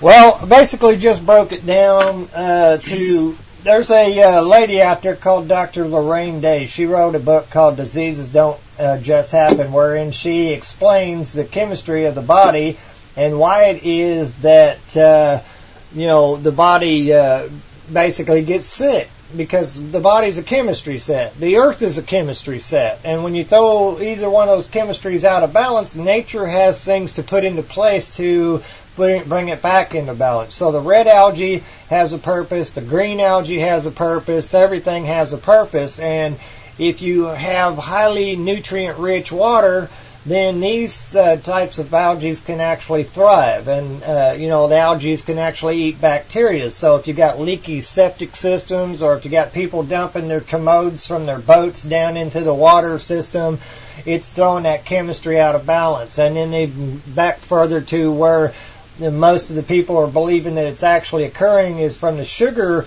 farmers that are they're fertilizing their crops with things like anhydrous ammonia and different types of fertilizers, and when it rains, that water then in turn runs off into the waterways, which then in turn makes that water highly nutrient rich, then flows down into Lake Okeechobee, which then in turn makes it nutrient rich. And any algae that would be naturally occurring in there can now thrive to the extent where they become overpopulated and produce this, nasty looking green effect to the water. And so following that, when it rains too much and they have to release some of the water from Lake Okeechobee to ensure that there ain't flooding around, they then in turn release that water, which is still highly nutrient rich, down into the waterways, that then in turn makes it from a fresh water down into the salt water. So if you have green algae that is thriving because of highly nutrient-rich water, and that is going down into mixing with salt water. If you've ever been to places like Florida or California that you have freshwater streams mixing with saltwater streams, you'll notice that there's a color change right there in that area, and that's because there's certain plants that can't live in salt water that can live in fresh water. And so when that plant hits the saltwater portion of it and that starts to mix, it causes that plant to die off, which then in turn adds more nutrients to the water that in turn allows the red bacteria or red algae to be able to thrive, and you end up with a bloom. And so this isn't something just Florida related or California related. This is basically worldwide related. You know, red algae have been around since before the industrial age, and so there, have been, documented episodes where people had noticed this and fish die-offs and stuff, and it took years for them to figure out what the cause was. We're just amplifying something that already was a natural process, because all the algae out there are basically nature's little cleanup machines. Algae, bacterias, duckweeds, water mills, they're all, there to begin the process of nature filtering out things that don't belong, that are throwing the chemistry out of balance, if you understand what I'm saying. So, inadvertently, the farmer that lives next to me is fertilizing his land, and he's using anhydrous ammonia to add nitrogen and other things to the soil. He's using different types of fertilizers and maybe even pesticides, and in the process of doing that, he grows a real good healthy crop. But then when it rains, some of that nutrients in the soil then in turn washes off of his farm field down into my pond. When it gets into my pond, it raises the nutrients level and the nitrogen and phosphates and all that up to such a high extent that any algae that is already in existence, that's already naturally in my pond, now can grow rapidly. When that gets to that extent, that rapid growth would cause that algae to be able to cover the entire surface of the pond.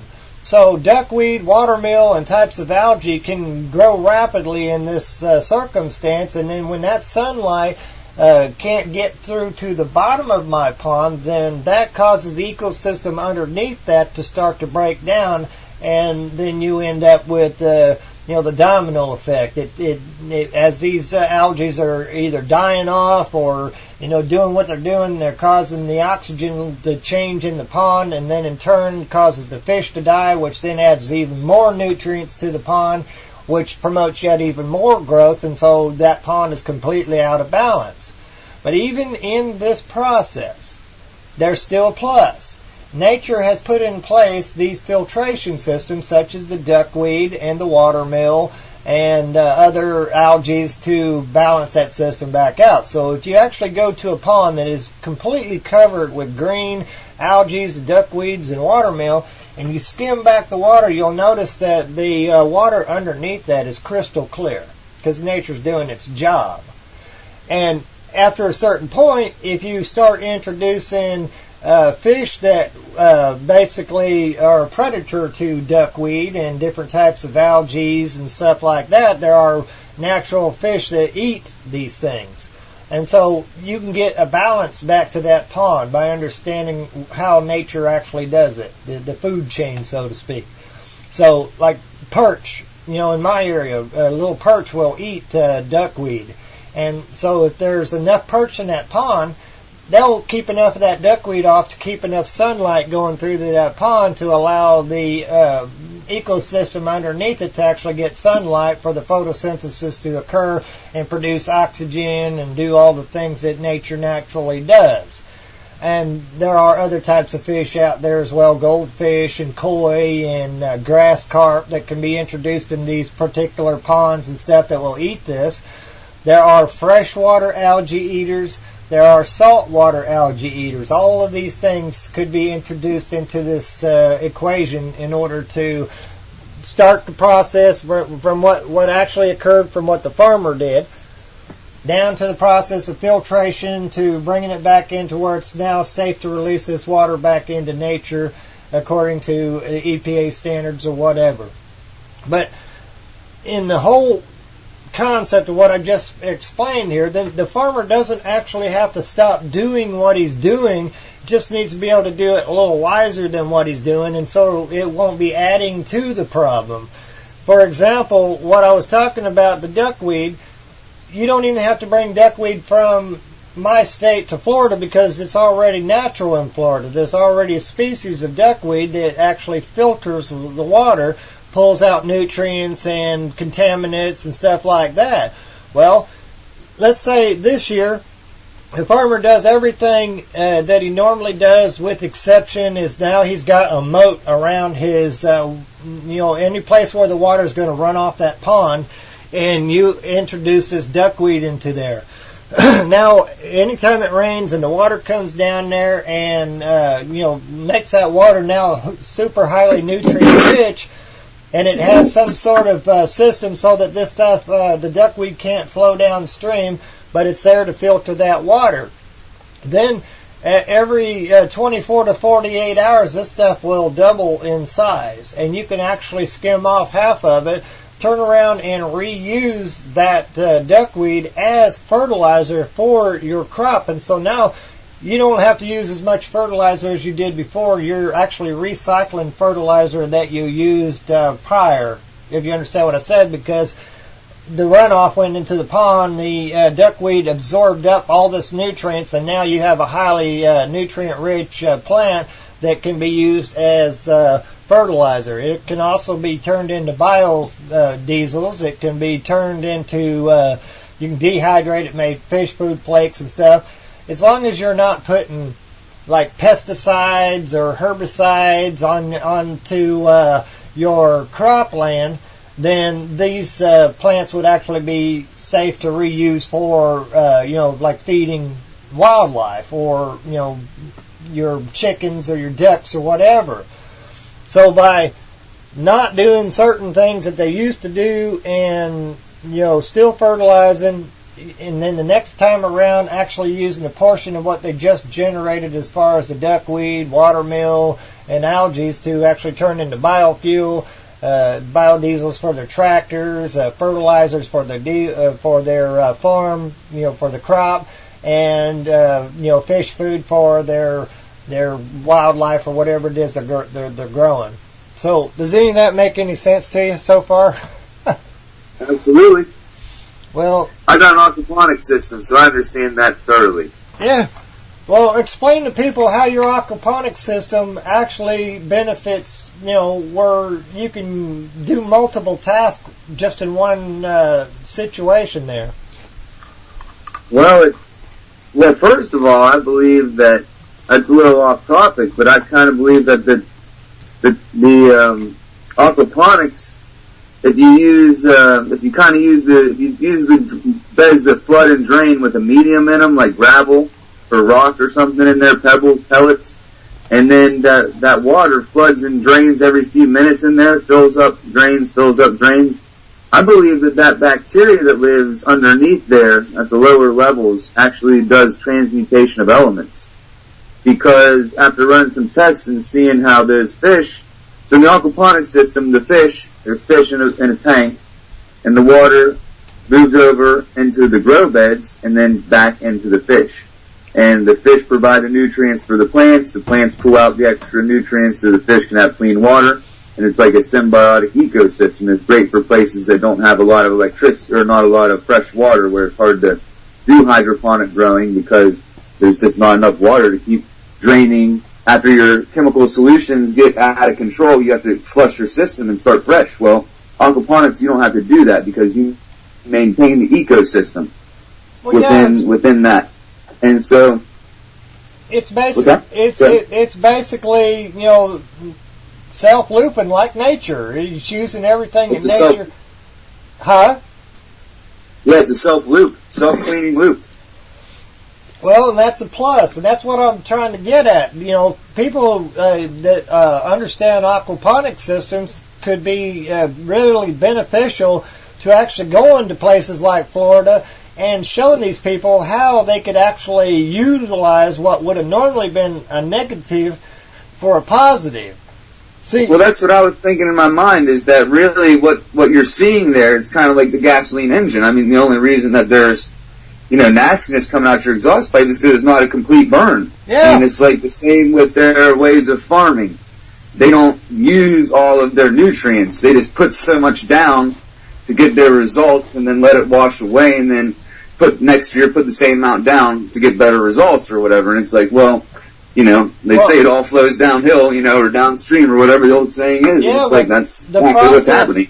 The process that It's evidence of their inefficiency, because if they were efficient with their fertilizers and stuff, it would potentially not make it down there. They could keep it self-looping on their farm. I see where you're going with that. The process that we just explained, though, basically would give them the option to grow their own fertilizer, where they wouldn't have to go out and buy fertilizer.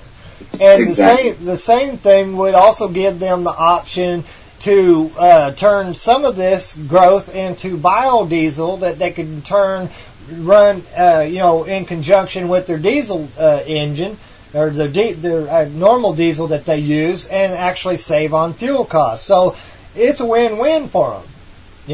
And not only are they resolving the problem that would be going downstream that would cause all this political arguing back and forth about who's to blame or what to do about it, they could actually turn it into a plus.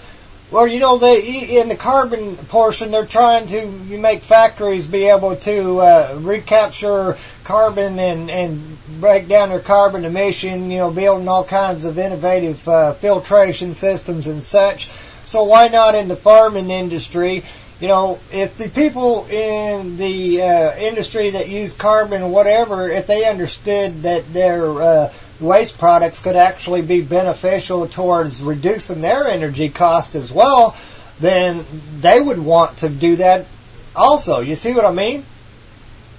Yeah, I see what you mean, but I feel like with the carbon, by introducing those regulations, they know that those companies can hold up and they can suck that money out of those corporations because they have such a stranglehold on energy and things like that. Well, but with the farmers, even if you had a system that would stop all this tomorrow, you wouldn't force it into regulation and implement it, because you wouldn't be able to rape off the farmers and pillage them, because they don't have any money anyway. Farmers are already so borderline that I don't think that the people that would be able to solve this problem, like carbon sequestering, they don't want to solve this problem because they can't exploit the farmers. There's not enough money there. I don't advocate going out with more regulations. What I advocate is people understanding how we could actually help the farmers to resolve this issue and benefit everybody at the same point. Like, for example, what I said earlier was that if there were, methods by which, like, these people that go out to sea with their fishing boats, all right, they get way out to sea. Some of them may do it, some of them may not do it. Some of them may dump their septic systems over, or they might even dump waste from the fish overboard, and that adds extra nutrients that, if was combined with a algae bloom, would aggravate the system by giving it more nutrients. But if they had some sort of deal where the government would say, okay, well, if you bring all this biological waste in and you bring it to this one particular plant, we'll give you a discount on other, when you go, your fuel costs. We'll help you out on your fuel costs, just so that you don't pollute out to sea, and this will actually save you money, benefiting your business. And so then when it goes to this facility where you're now taking this waste product and you're turning it into different types of, gases like methane or biodiesels or whatever, you're actually reducing the need to go out and, get more oil or whatever. You see what I mean? Absolutely. So there's all kinds of solutions, and if people really want to try to, pay attention to what, nature's been saying, That's the reason why I brought Dr. Lorraine Day up about her book, Diseases Don't Just Happen, because she explains it, she breaks it down into, the body being a chemistry set. And then if you actually go out there and look at, different types of researches such as, like oxygen therapies and stuff, 90% of all the diseases out there occur because of oxygen deprivation, because certain body, problems will, like if you get a mass start to grow and it's pushing on a vital organ and it's keeping the blood flow from getting to that vital organ. Now it went from this mass to now you got a kidney problem or a liver problem. Your body can't filter it, can't get the circulation it needs. It's not getting the oxygen into the bloodstream and the plasma in order to be able to stimulate the stem cells that help to build new blood cells and to get down into the soft tissues, which in turn promote cell growth to heal wounds and such. So when you understand it like that, now you know that you can bring that chemistry back into, with, just a little bit of basic knowledge. There's so many things that could be healed with just oxygen therapy alone. If you understand the body's chemistry, if you understand how nature is a chemistry set, and things that we do, such as over-fertilizing our farmlands, is going to have a cause and effect thing. The runoff's going down into the next waterway that's going to throw that out of balance, which then in turn, when it gets out of balance and things start dying off in that, like the wildlife underneath that green slime or water mill, then in turn turns that water so super highly nutrient rich, and then when that runoff goes down to the next one, it's a domino effect all the way out to the ocean that meets the red tide. You see what I mean? I absolutely do, and I think that, even on a spiritual level, the red tide, it's like our farming and agriculture system is so backwards and broken, this is what's going to happen. You can't just force, all of the farming and, push everything down the Mississippi River and hope everything's going to be just fine and dandy, you know what I'm saying? You just you can't do this style of farming. Like when you go, I've gotten the luxury of traveling around other countries to understand their food and their food systems. And it doesn't matter if you're in Italy or Ecuador, they have a market. And that's where everybody gets their food. It doesn't matter if they're super first world or poor as can be. Their farmers in their region provide their food and they go to the market. So as far as I know, the United States might be the only country that really operates food like this, where we ship food from thousands of miles around our own country to move it around to places, because just in my research, it just doesn't happen that way. And I think that, when you put those kind of strains on a small area, and you're gonna say, we're gonna grow millions of pounds of pork in this area for half the country in this one town or in a few mile radius, make this the pork triangle and have, and it's gonna be nasty. It's we have a few areas like that where chickens, they're Purdue and Tyson, now IBP chicken factories. And you put that many chickens in a warehouse and put that many warehouses together, you can't go within 15 miles of this area. It's nasty. You know what I'm saying? And they might, and it really, if the EPA came down and understood, what is in this gas that is in chicken food, that's some powerful stuff. You know, when I raise chickens, you don't go in there without a little mask or something, go tear up you don't mix up the chicken poop and the hay and the silage and breathe all that in. You open up all the doors, put a little something over your face, and then go in there and try not to breathe much. And because you can get real sick from breathing in chicken poop that's airborne. Well, sure. And so, but it's interesting. The whole thing is everything you just explained about the pig industry, the chicken industry, and all that kind of stuff. Is they're able to grow a lot of food, but the problem is the waste products that they're producing, it's got to go somewhere. And if they're not, doing like what I explained here, there's a method by which we can actually assist the farmer and benefit the environment at the same time. Whereas even at the chicken factories, the same processes could be actually used to benefit those as well. See, we're going out and we're getting all these fossil fuels from overseas and stuff like that, when in reality, our farming communities are producing more than enough, fuels for, we could be totally 100% self-contained using what they would classify as fossil fuels, which is a complete and utter misnomer. It doesn't have no basis in real science at all, but nonetheless... renewable resources now. Yeah, but if you used all the waste from every single industry out there and you utilized it properly, there wouldn't be no things that we would be talking about right now, massive die-offs that are assisted by, what man's doing. Now, nature will do what nature does. If there's a hurricane somewhere and it washes a bunch of highly nutrient-rich soils off somebody's farmland and out to sea, and that mixes with the salt water, then nature has a way of cleaning it up. And then people call it the red tide, or whatever the scientific name for the algae is, or even bacteria for that matter. So, by whatever we do on here, if we made a backup plan, we could at the very least assist nature into not amplifying something that nature would have done naturally to resolve an issue.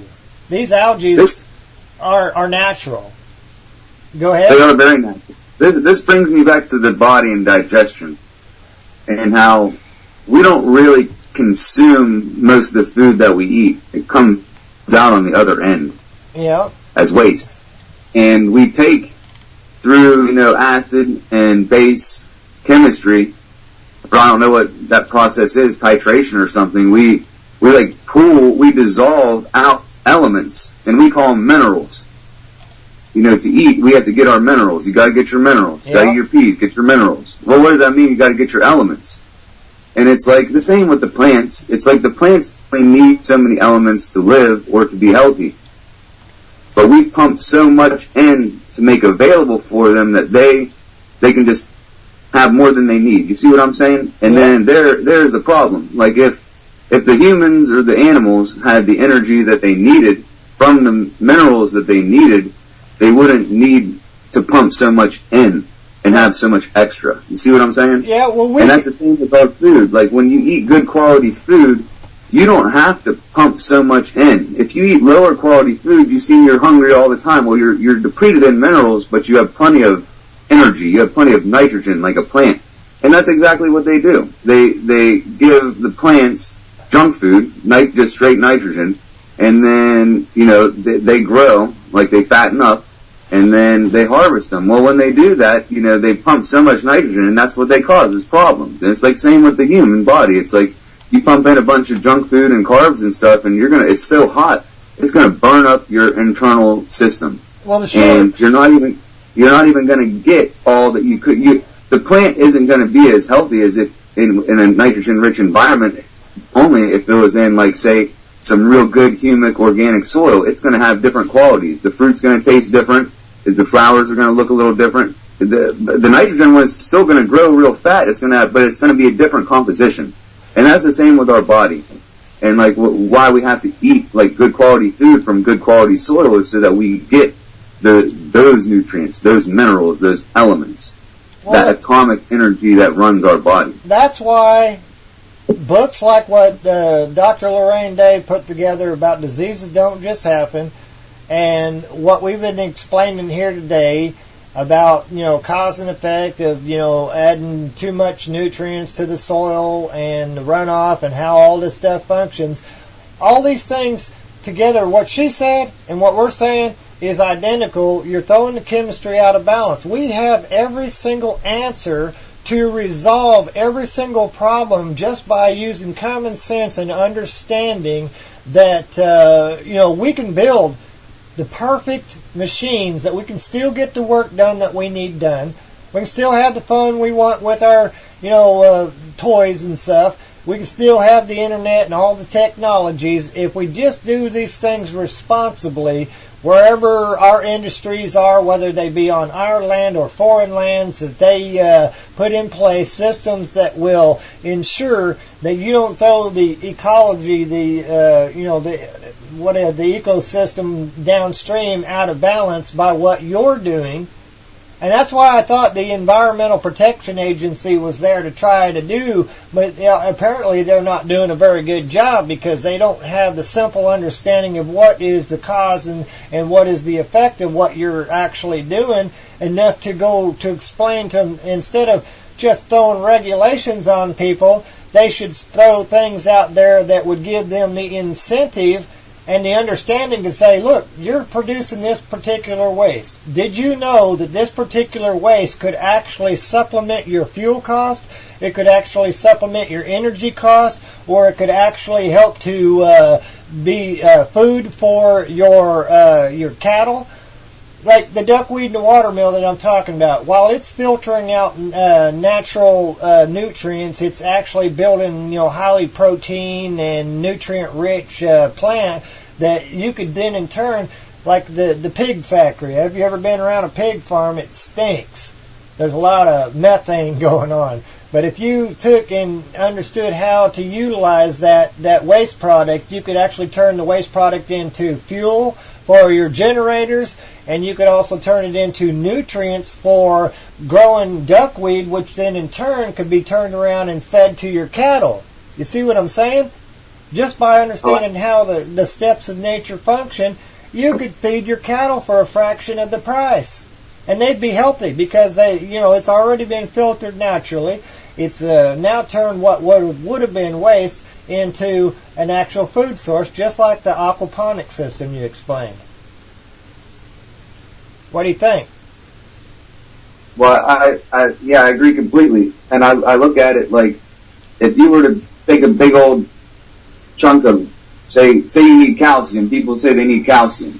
You gotta drink your milk, you gotta get your calcium. It's like, well, if you just eat a chunk of calcium, like if you buy off the internet like a sample of calcium and like grind it up and eat it, you're not gonna, and it's just like chunks, like rocks, you're not really gonna get much calcium from that. You're gonna digest some of it, but the point is you're gonna poop most of it out.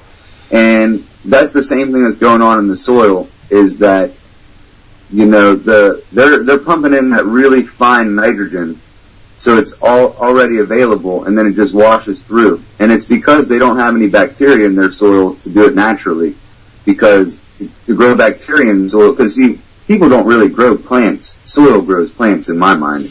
And so the way that people grow plants is we take care of the soil, and then we put whatever plant we want in there, and it grows.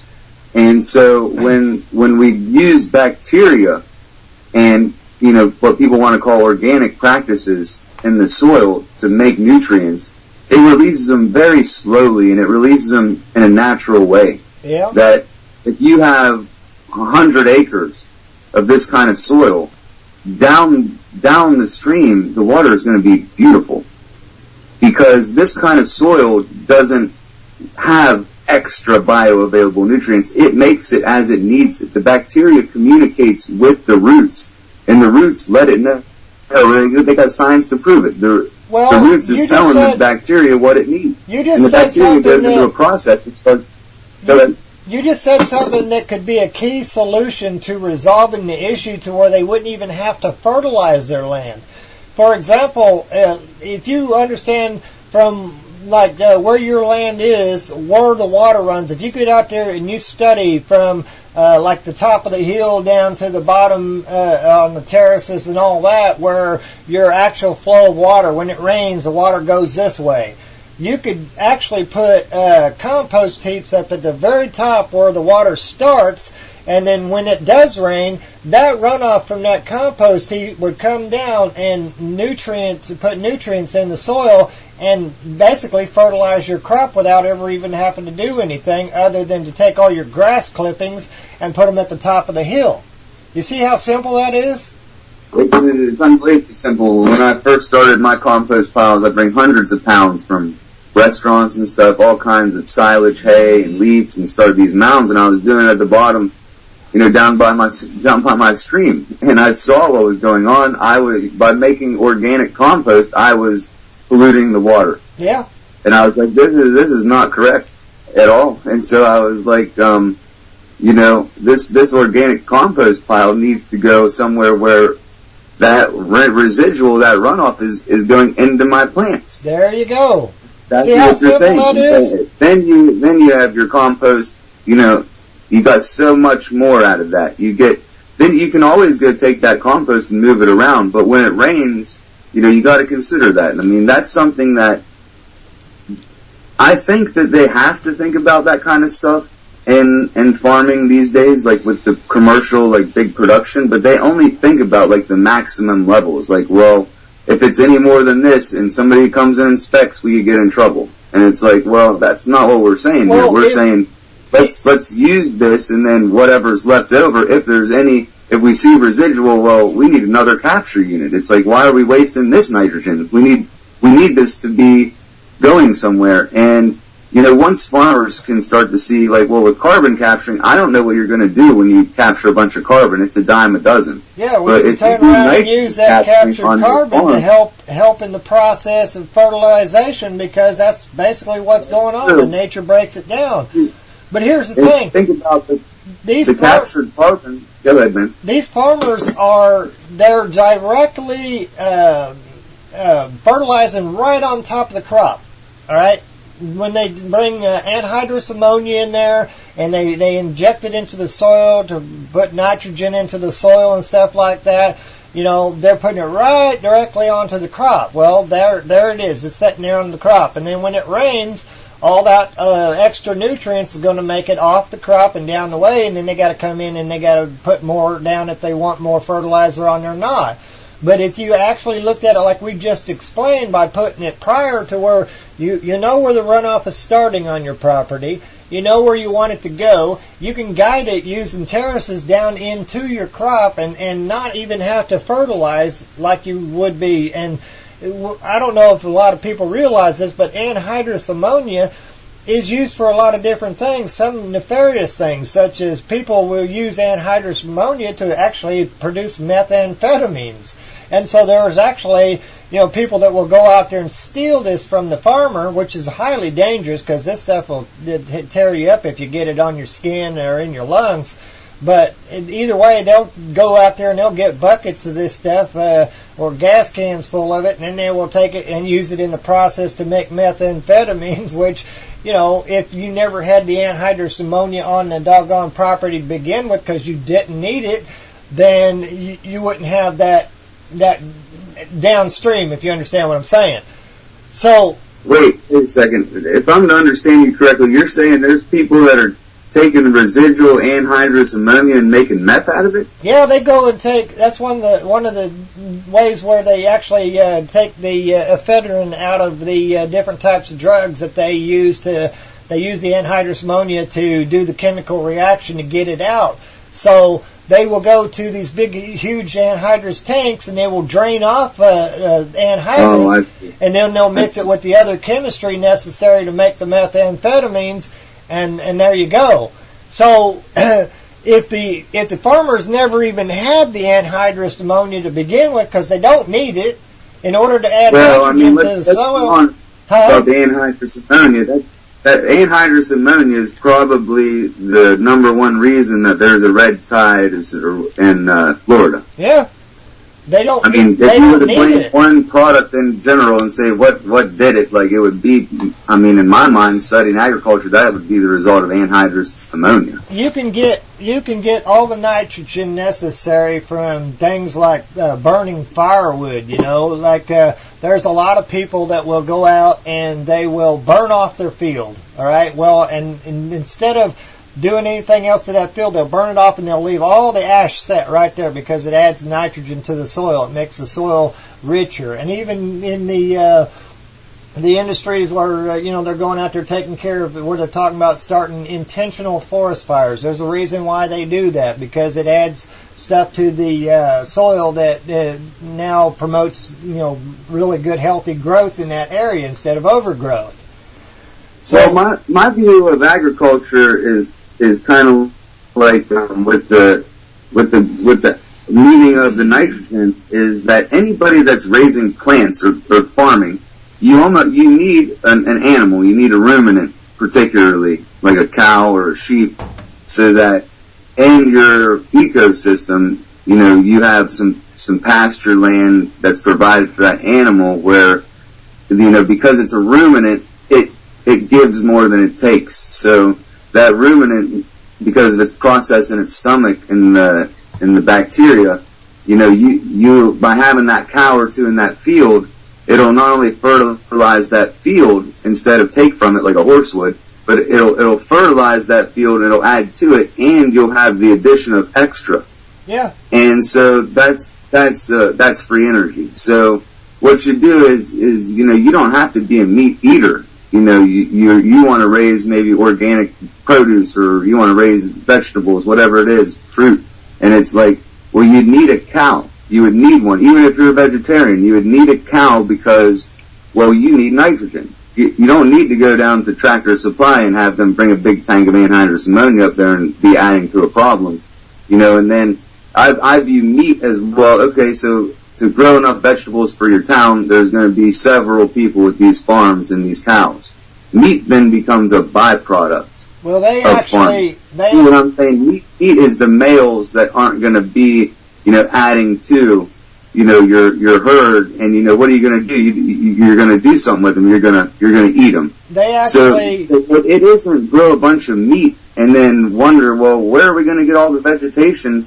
People aren't, if the vegetable farms were placed around the pig farm, but it's not like that. It's like, well, this town, we're just growing pigs. It's like, well, if you're only growing meat and you don't have any vegetable production, then there's no way you're going to sequester your nitrogen. There's no way, unless what you're doing is what you're saying, you're going to capture it all and maybe, bottle it up and then sell it to another area and transport that so that they can use it. But if you're a pig farmer or a chicken farmer or even a cattle farmer, the waste that your cattle and your wildlife or whatever are making can then in turn be changed into different types of biofuels plus fertilizer. There are sale barns where you take all your cattle to them, and they got stalls for all these cattle, and they go in there with little bobcats and they clean up all the cow pies and whatever, and they actually pile it up, and they have big trucks that take it over, and they'll put it in a giant pile over on a piece of property they got. Well, you got this big old pile of dung that is fertilizer. You see what I mean? But if they were to do this responsibly, they could actually, farmers wouldn't have to pay for fertilizer.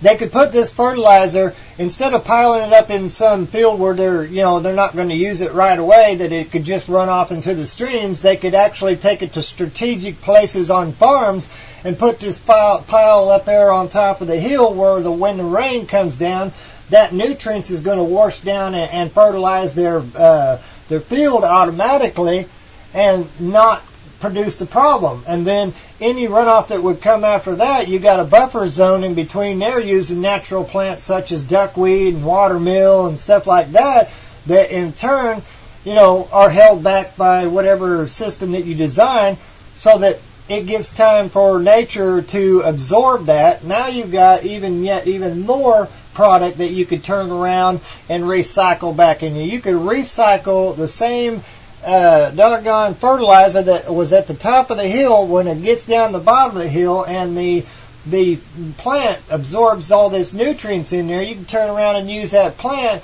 back up at the top of the hill to recycle again. You see what I mean?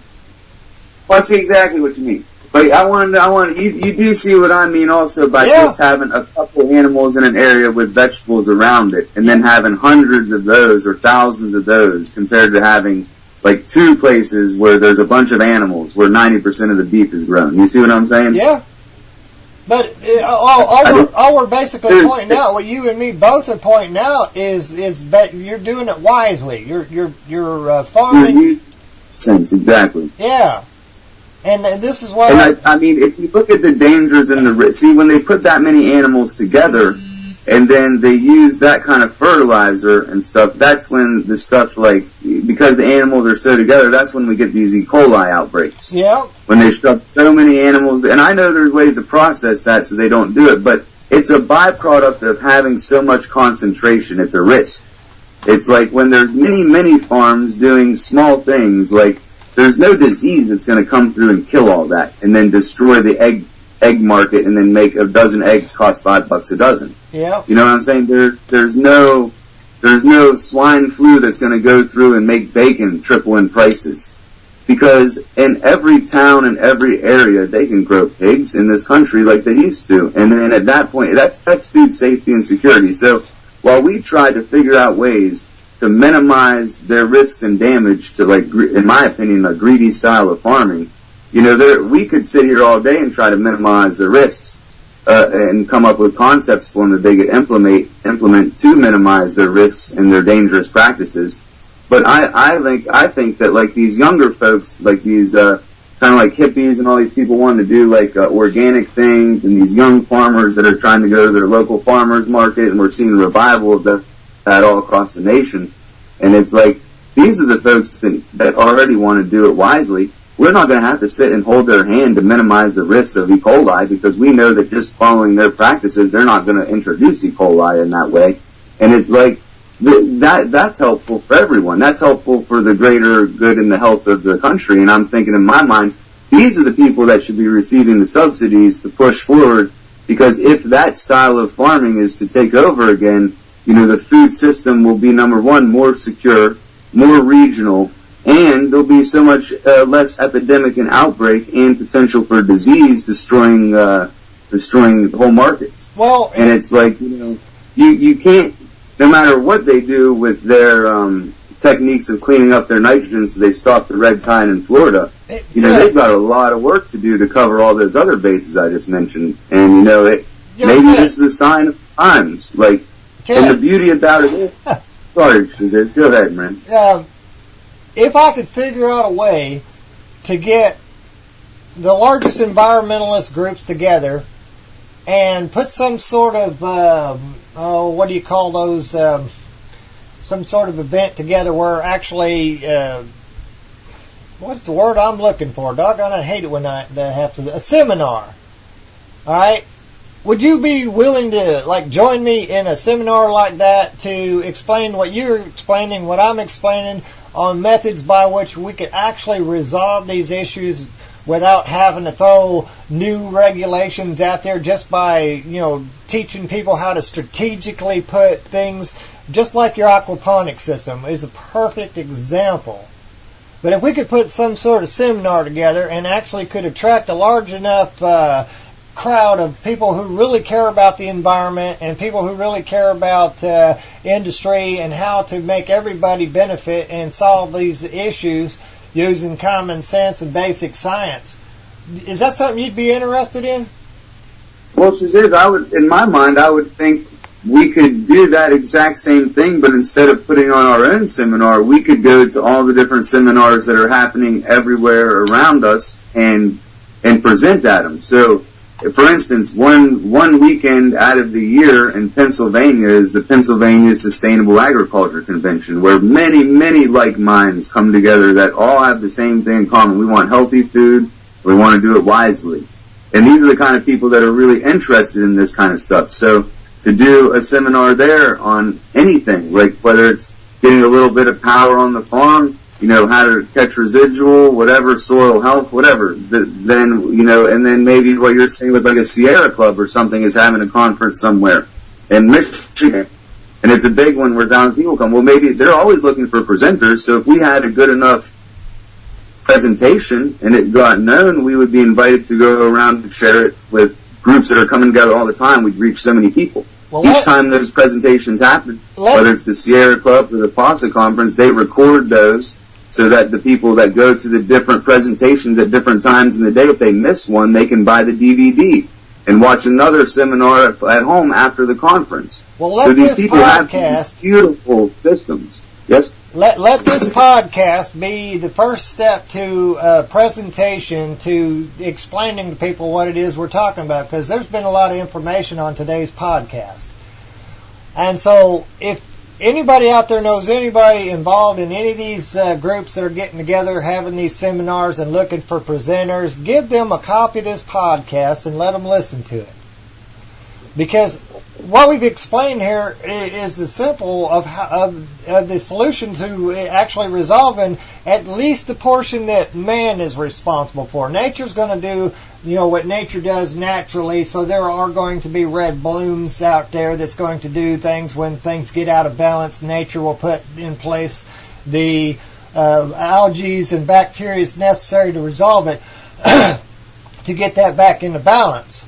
But if we're adding to it with our waste systems via our septic systems that might be leaking or whatever, or our farming practices, and there are methods to put in place in order to ensure that we, at the very least, reduce it to next to no impact. You see what I mean here? But all the solutions are available. You could turn what would have normally been a waste problem into a massive aquaponics solution, like what you just said. Imagine a large-scale aquaponics system to where when the runoff from this farm field was coming down into the retaining ponds or whatever, that it would make that water nutrient rich, and then in turn feed the plants, and which would in turn feed the fish, and what you're saying is important to me in my mission on Earth, because in my research around my area, dealing with people, talking to real people, there's not many people around here that have conceptualized, or anybody that has even started basically an aquaponic system. It's all based on your reservoir, where your fish is. Yeah. That's your nutrient reservoir. And based upon your nutrient reservoir, depending on what plants you want to grow, there's mathematics and studies how much you can grow per gallon. And usually it's like, I mean, for me personally, I run a little bit larger reservoir than my grow beds. But other people do not. Other people will have more grow bed room than reservoir, so that they get a lot of growth out of it. So the idea is that if somebody had a swimming pool in their backyard with a little bit of acreage around it, if that swimming pool was converted to an aquaponics fish reservoir, and they were able to pump that nutrition-rich water throughout grow beds that they built, their potential for like a lettuce production could be in the millions. Yeah. Years annually. From what I'm seeing from people using certain amounts of gallons and the production they're getting year round in some high tunnels using like a aquaponics kind of system, it's just unbelievable. And the money that's going in for the nutrients to feed the fish is not as minimal comparison to hydroponics, and even, I guess, anhydrous ammonia. I mean, well, that stuff's kind of cheap actually, but you see what I'm saying is that it's a low-level system, is like on inputs. Yeah, but you hit another key point too, because a lot of people's concern, like, for example, the sugar farmers, they don't want you messing with their money, their livelihood, and so they will hire people to go out there and lobby senates and congresses to, not regulate them, or, pay people to vote a certain way or whatever. However their deal they're just trying to protect their own industry because they want to protect their finances. But if you show them a way that they could actually increase their profits by not having to pay for things like fertilizer or anhydrous ammonia, and ways that they could actually use what would have been their natural waste products to then in turn be their new fertilizer. You see what I mean? If you show them a benefit to how you're not gonna hit them in the wallet, negatively, you're going to actually help them add to their wallet by saving them money on fuel cost and fertilizer and stuff like that. They'd be more apt to work with you as opposed to. I agree completely. And in a world when really, where the fruits of the hands of your, the fruits of your labor shine as the wealth of this world, that would probably have already happened, because I feel like with the people need to understand the Farm Bill. I need to even understand it better. It's thousands of pages, but yeah, sugar is subsidized heavily. Yeah. And what is not subsidized heavily is lettuce, tomatoes, cucumbers, onions, garlic, zucchini, squash, the list goes on. Healthy food. Those are considered specialty crops. I've done my research on this. If you want to grow specialty crops, you can get some money for that, but it's minimal. The main crops that are subsidized, everything that is not it's so interesting. When I'm reading the Farm Bill, understand I lost you there, Ted. Did you lose your signal? Uh-oh. We lost Ted there for a second. So, until I get him back, we'll have to see what's going on. Looks like it might be on my side. Shows I ain't got no internet connection on that computer. Alright. Let's just see if we can resolve that while... Ted, burn it. Alright, folks, so basically, if you know anybody out there into, environmental issues and people that's concerned about the red tide, try to send this podcast to them if you can. I'll try to figure out what the heck is going on there. Open troubleshooter. And burn it. Alright. Anyway, I'll have to wait for that thing to resolve itself. So, if we can get somebody to... oh, okay. There we go. Looks like it came back. Alright. Let me get my brain straight here. So what I've showed you today is that there's a problem out there that they call the red tide, and it is causing fish die-offs in Florida, which is concerning a lot of people, because of not just the fish dying off, but health problems as well. And so, basically, you need a solution for that. Obviously, people want to be able to go to the beach and enjoy the beach and all that and not have to worry about all this stuff. But you got to get down to the basic understanding, and that's what today's show is about, is to try to get it to the basic understanding of what actually is the cause and what is the effect and the symptoms and all that, and how to put in place resolutions in order to resolve this issue. See, now, the sugar fields out there in Florida, they have to fertilize in order to be able to get their stuff to grow. But if they understood a bit about what we're talking about here today, they don't have to stop fertilizing. They could actually follow the water word, because they got to water their plants somehow or another. Whether it be, through waterways that they, irrigate in or whatever. But either way, if they started at the beginning there and then they fertilize from that point and let their runoff go down into the farm field and then fertilize that, and then they had something in place down there to catch any potential nutrient runoff, and then take that nutrient runoff and turn it into a plus, such as biodiesel or new fertilizer or even fish food or whatever. They could turn their business into a super efficient business to where now they actually have another product to sell. So just by doing it wisely, you can actually resolve this issue that is the portion that man has caused by, this particular scenario, the red tide out there.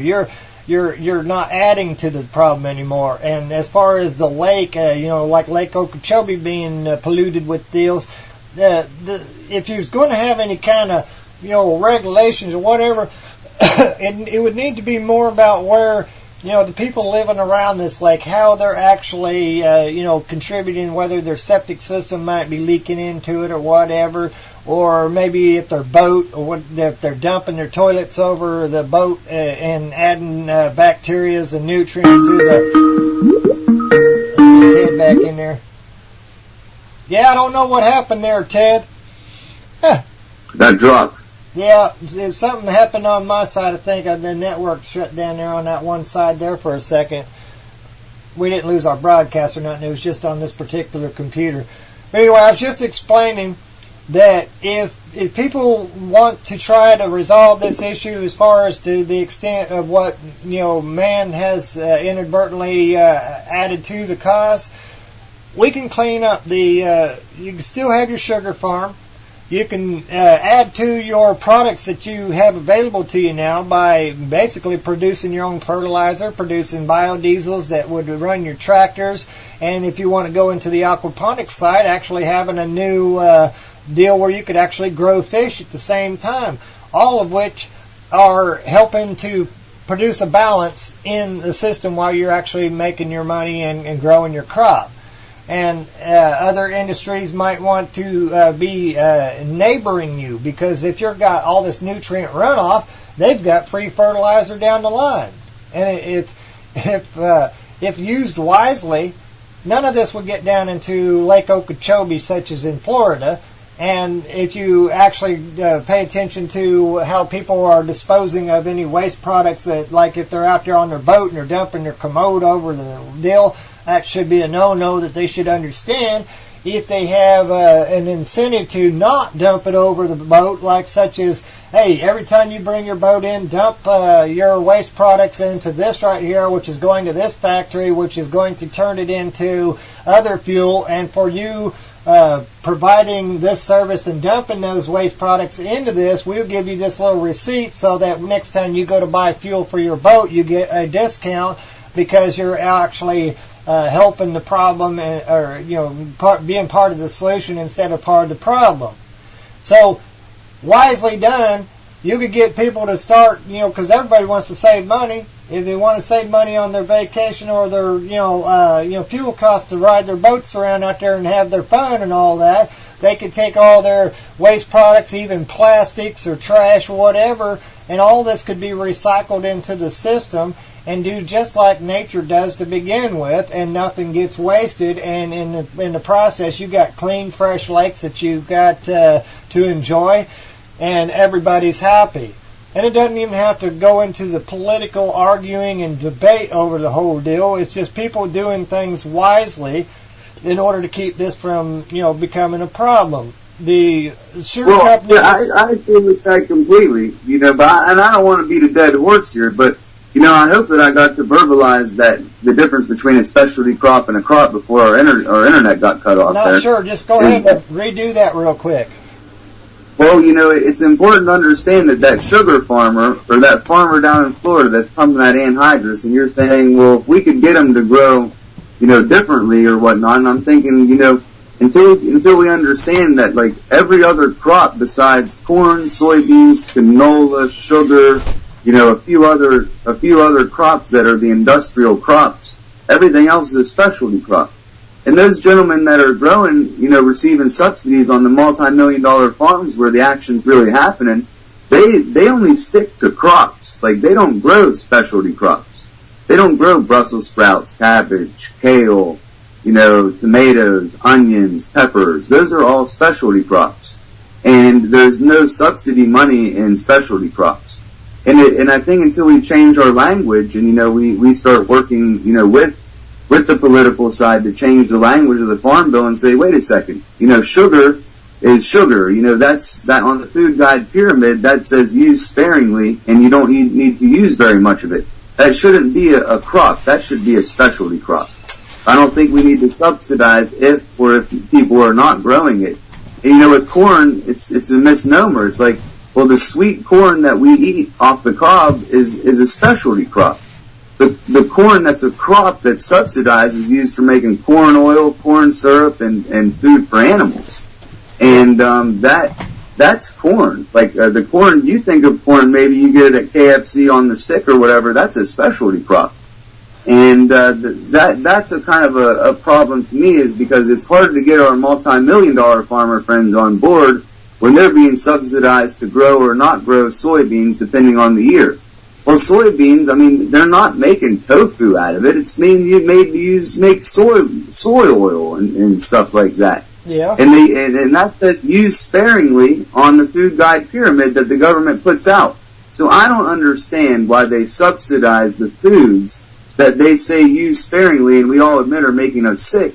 And then we consider all the other food that it says in the food guide pyramid to eat, like vegetables and fruits, to be specialty crops. That to me hurts as a farmer, and it's why that man in Florida that grows sugar doesn't want to switch to something that grows some kind of really good high quality rice he could be growing down, some kind of not golden rice, but that forbidden rice. It's black because of all the nutrients in it. Yeah. He could be growing a couple 100 acres of that, and feeding the country with it healthy, but no, that's a specialty crop. Rice is a specialty crop. And it's like, well, maybe rice is a bad example because I think we need to eat our greens more. But if we're going to still sit around and think of all the brassica families, all the cabbage, kale, all that as as a specialty crop, I think we've got a long way to go towards we get the health and efficient farming. Well, Stephen Thanks for letting me hear that. Oh, you're more than welcome. That's great information. Stephen Gibbons said, if you leave a problem to the government, the only solution they can implement is to create new legislation and a tax and use some of that money to subcontract the problem to the lowest bidder who claims they may be able to manage the problem but not solve it, as that would stop the funding and the business of red tide management would collapse. So he's got a point there. The whole entire system, basically is based off of money. People want to make money, and so that's where you're finding all the problems, is that they don't want to lose their money, so they're not going to want to solve the problem. I wrote a letter to the governor of Florida, and I still haven't got a response yet. I'll have to check my email. Maybe it came in during the time of this show, and if it does, I'll come back and share it with you. But basically put a little bit of information and a contact so that they could contact me and I could have this talk with them. But we have, folks, the solutions to resolve our part in the issue. We're adding to what nature would have already done anyway. If things got out of balance, nature puts these, these algae and bacteria into place in order to balance everything back out. Well, when things get severely out of balance, then you see all these things like we've seen out there with the die-offs of the fish and the dolphins and all that. We have the technology, we have the knowledge to resolve it. Now we have to have the resolve to actually follow through with the solutions. And I will put out here on the table a whole bunch of solutions just in today's show alone. What I'm asking people to do for me out there is to take this podcast and send it on to environmentalist groups, send it on to your government representatives, and have them listen into what I have to say here, what Ted's been talking about. So you don't have to worry about losing your funding or your research or your business or anything. It's just about maybe doing something a little wiser, and in that process of doing something wiser, actually benefiting yourself financially, because now you don't have to pay for fertilizer. Now you don't have anhydrous ammonia sitting on your property for somebody to want to come around and steal so that they can make methamphetamines and such, because there's no need for the anhydrous ammonia if you understand how to get the same reaction from what nature's already provided. And then if you actually take the time to understand when it rains on your property, where's the path that your water is actually going, you could strategically place your fertilizers, such as your cattle manure, on the top of the hill, and when that washes down into your cropland, it actually fertilizes for you. So you don't even have to go out there and fertilize. You could use what nature's already provided to fertilize. And just as a backup plan, which also has benefits, if you have the easiest way for me to say it would be like a moat around the bottom of your property, where you know your water is going to go down this way before it actually leaves your property and goes into other people's waterways. You have a deal where you're using a natural plant native to Florida, which is duckweed, that is basically, its job is filtration. It filters up the nutrients and contaminants out of the water and stuff like that, and then you can turn around and recycle your fertilizer that you got at the top of the hill by gathering up a portion of this duckweed and watermeal every so many days or whatever, because this stuff will grow so rapidly in nutrient-rich water that you got fertilizer, you got fish food, you got biodiesel capabilities, and if you're not using herbicides or pesticides on the top of your deal, then you can also use this as people food, and for your cattle as well. But if you're using duckweed as people food, there's things you have to know. Huh? Does the duckweed keep down the mosquito population off the top of the pond? Well, anytime there's no stagnation of water, then you're not going to have the mosquito problem that you got. We're always worried about the mosquitoes down there in Florida, right? Aren't they worried about that? Yeah, and so all you got to do is have an understanding of how mosquitoes even function and to be able to resolve that issue as well. There are natural ways to get rid of mosquitoes, and so... I love bats. Yeah, all we need is a little bit of common sense. All we need is some people to come to the table. That's, the people out there... Can I add in some? Yeah, Can I add in some about the mosquitoes? Yeah, go ahead. Okay, well, what if they, down there in Florida, get rid of all their mosquitoes, they put in a bunch of bats, then they can collect that bat guano, there's all that, I think it's potassium or phosphorus in there, whatever, is awesome. Well, there's everything. Let me explain it to you like this, and we're got down to the last 10 minutes of this show. Let me explain it to you like this. Nature wastes absolutely nothing. Let that absorb in. Nature does not waste anything. Everything that nature does, nature reuses, recycles. Everything that you do, nature reuses and recycles. Where the problem falls is when we overproduce one product, whether it be a waste product or not. We overproduce one thing and it interferes with what nature's trying to do down here. Nature has a backup plan for when you over-fertilize your field. It puts in place a filtration system. But you have to understand that once this filtration system is put into place, if it is a continuous problem from your side, it will amplify what nature's trying to do. Nature doesn't have enough time to clean this water up as fast as you're polluting it, so it basically shuts that ecosystem down and basically takes it off the table for, fish life to be able to grow inside there. When you get an understanding of what's going on from the beginning and now what nature's going to do when you do what you did, then now you can understand how to work with nature to turn what nature's doing at that particular time into a plus, and now you got biofuel, fish food, fertilizer, and worst case scenario, people food if you understand how to cook this particular type of plant. They got little spiny roots, and you wouldn't want to eat these raw or anything like that. You have to cook them in a certain fashion, but they're highly nutrients and protein rich because of the way you fertilize your deal and the way that it absorbed. But if you are using pesticides on your farmland, that pesticide will also get absorbed in there, and thus for making that duckweed unedible to you and your wildlife without potential health hazards from that point on.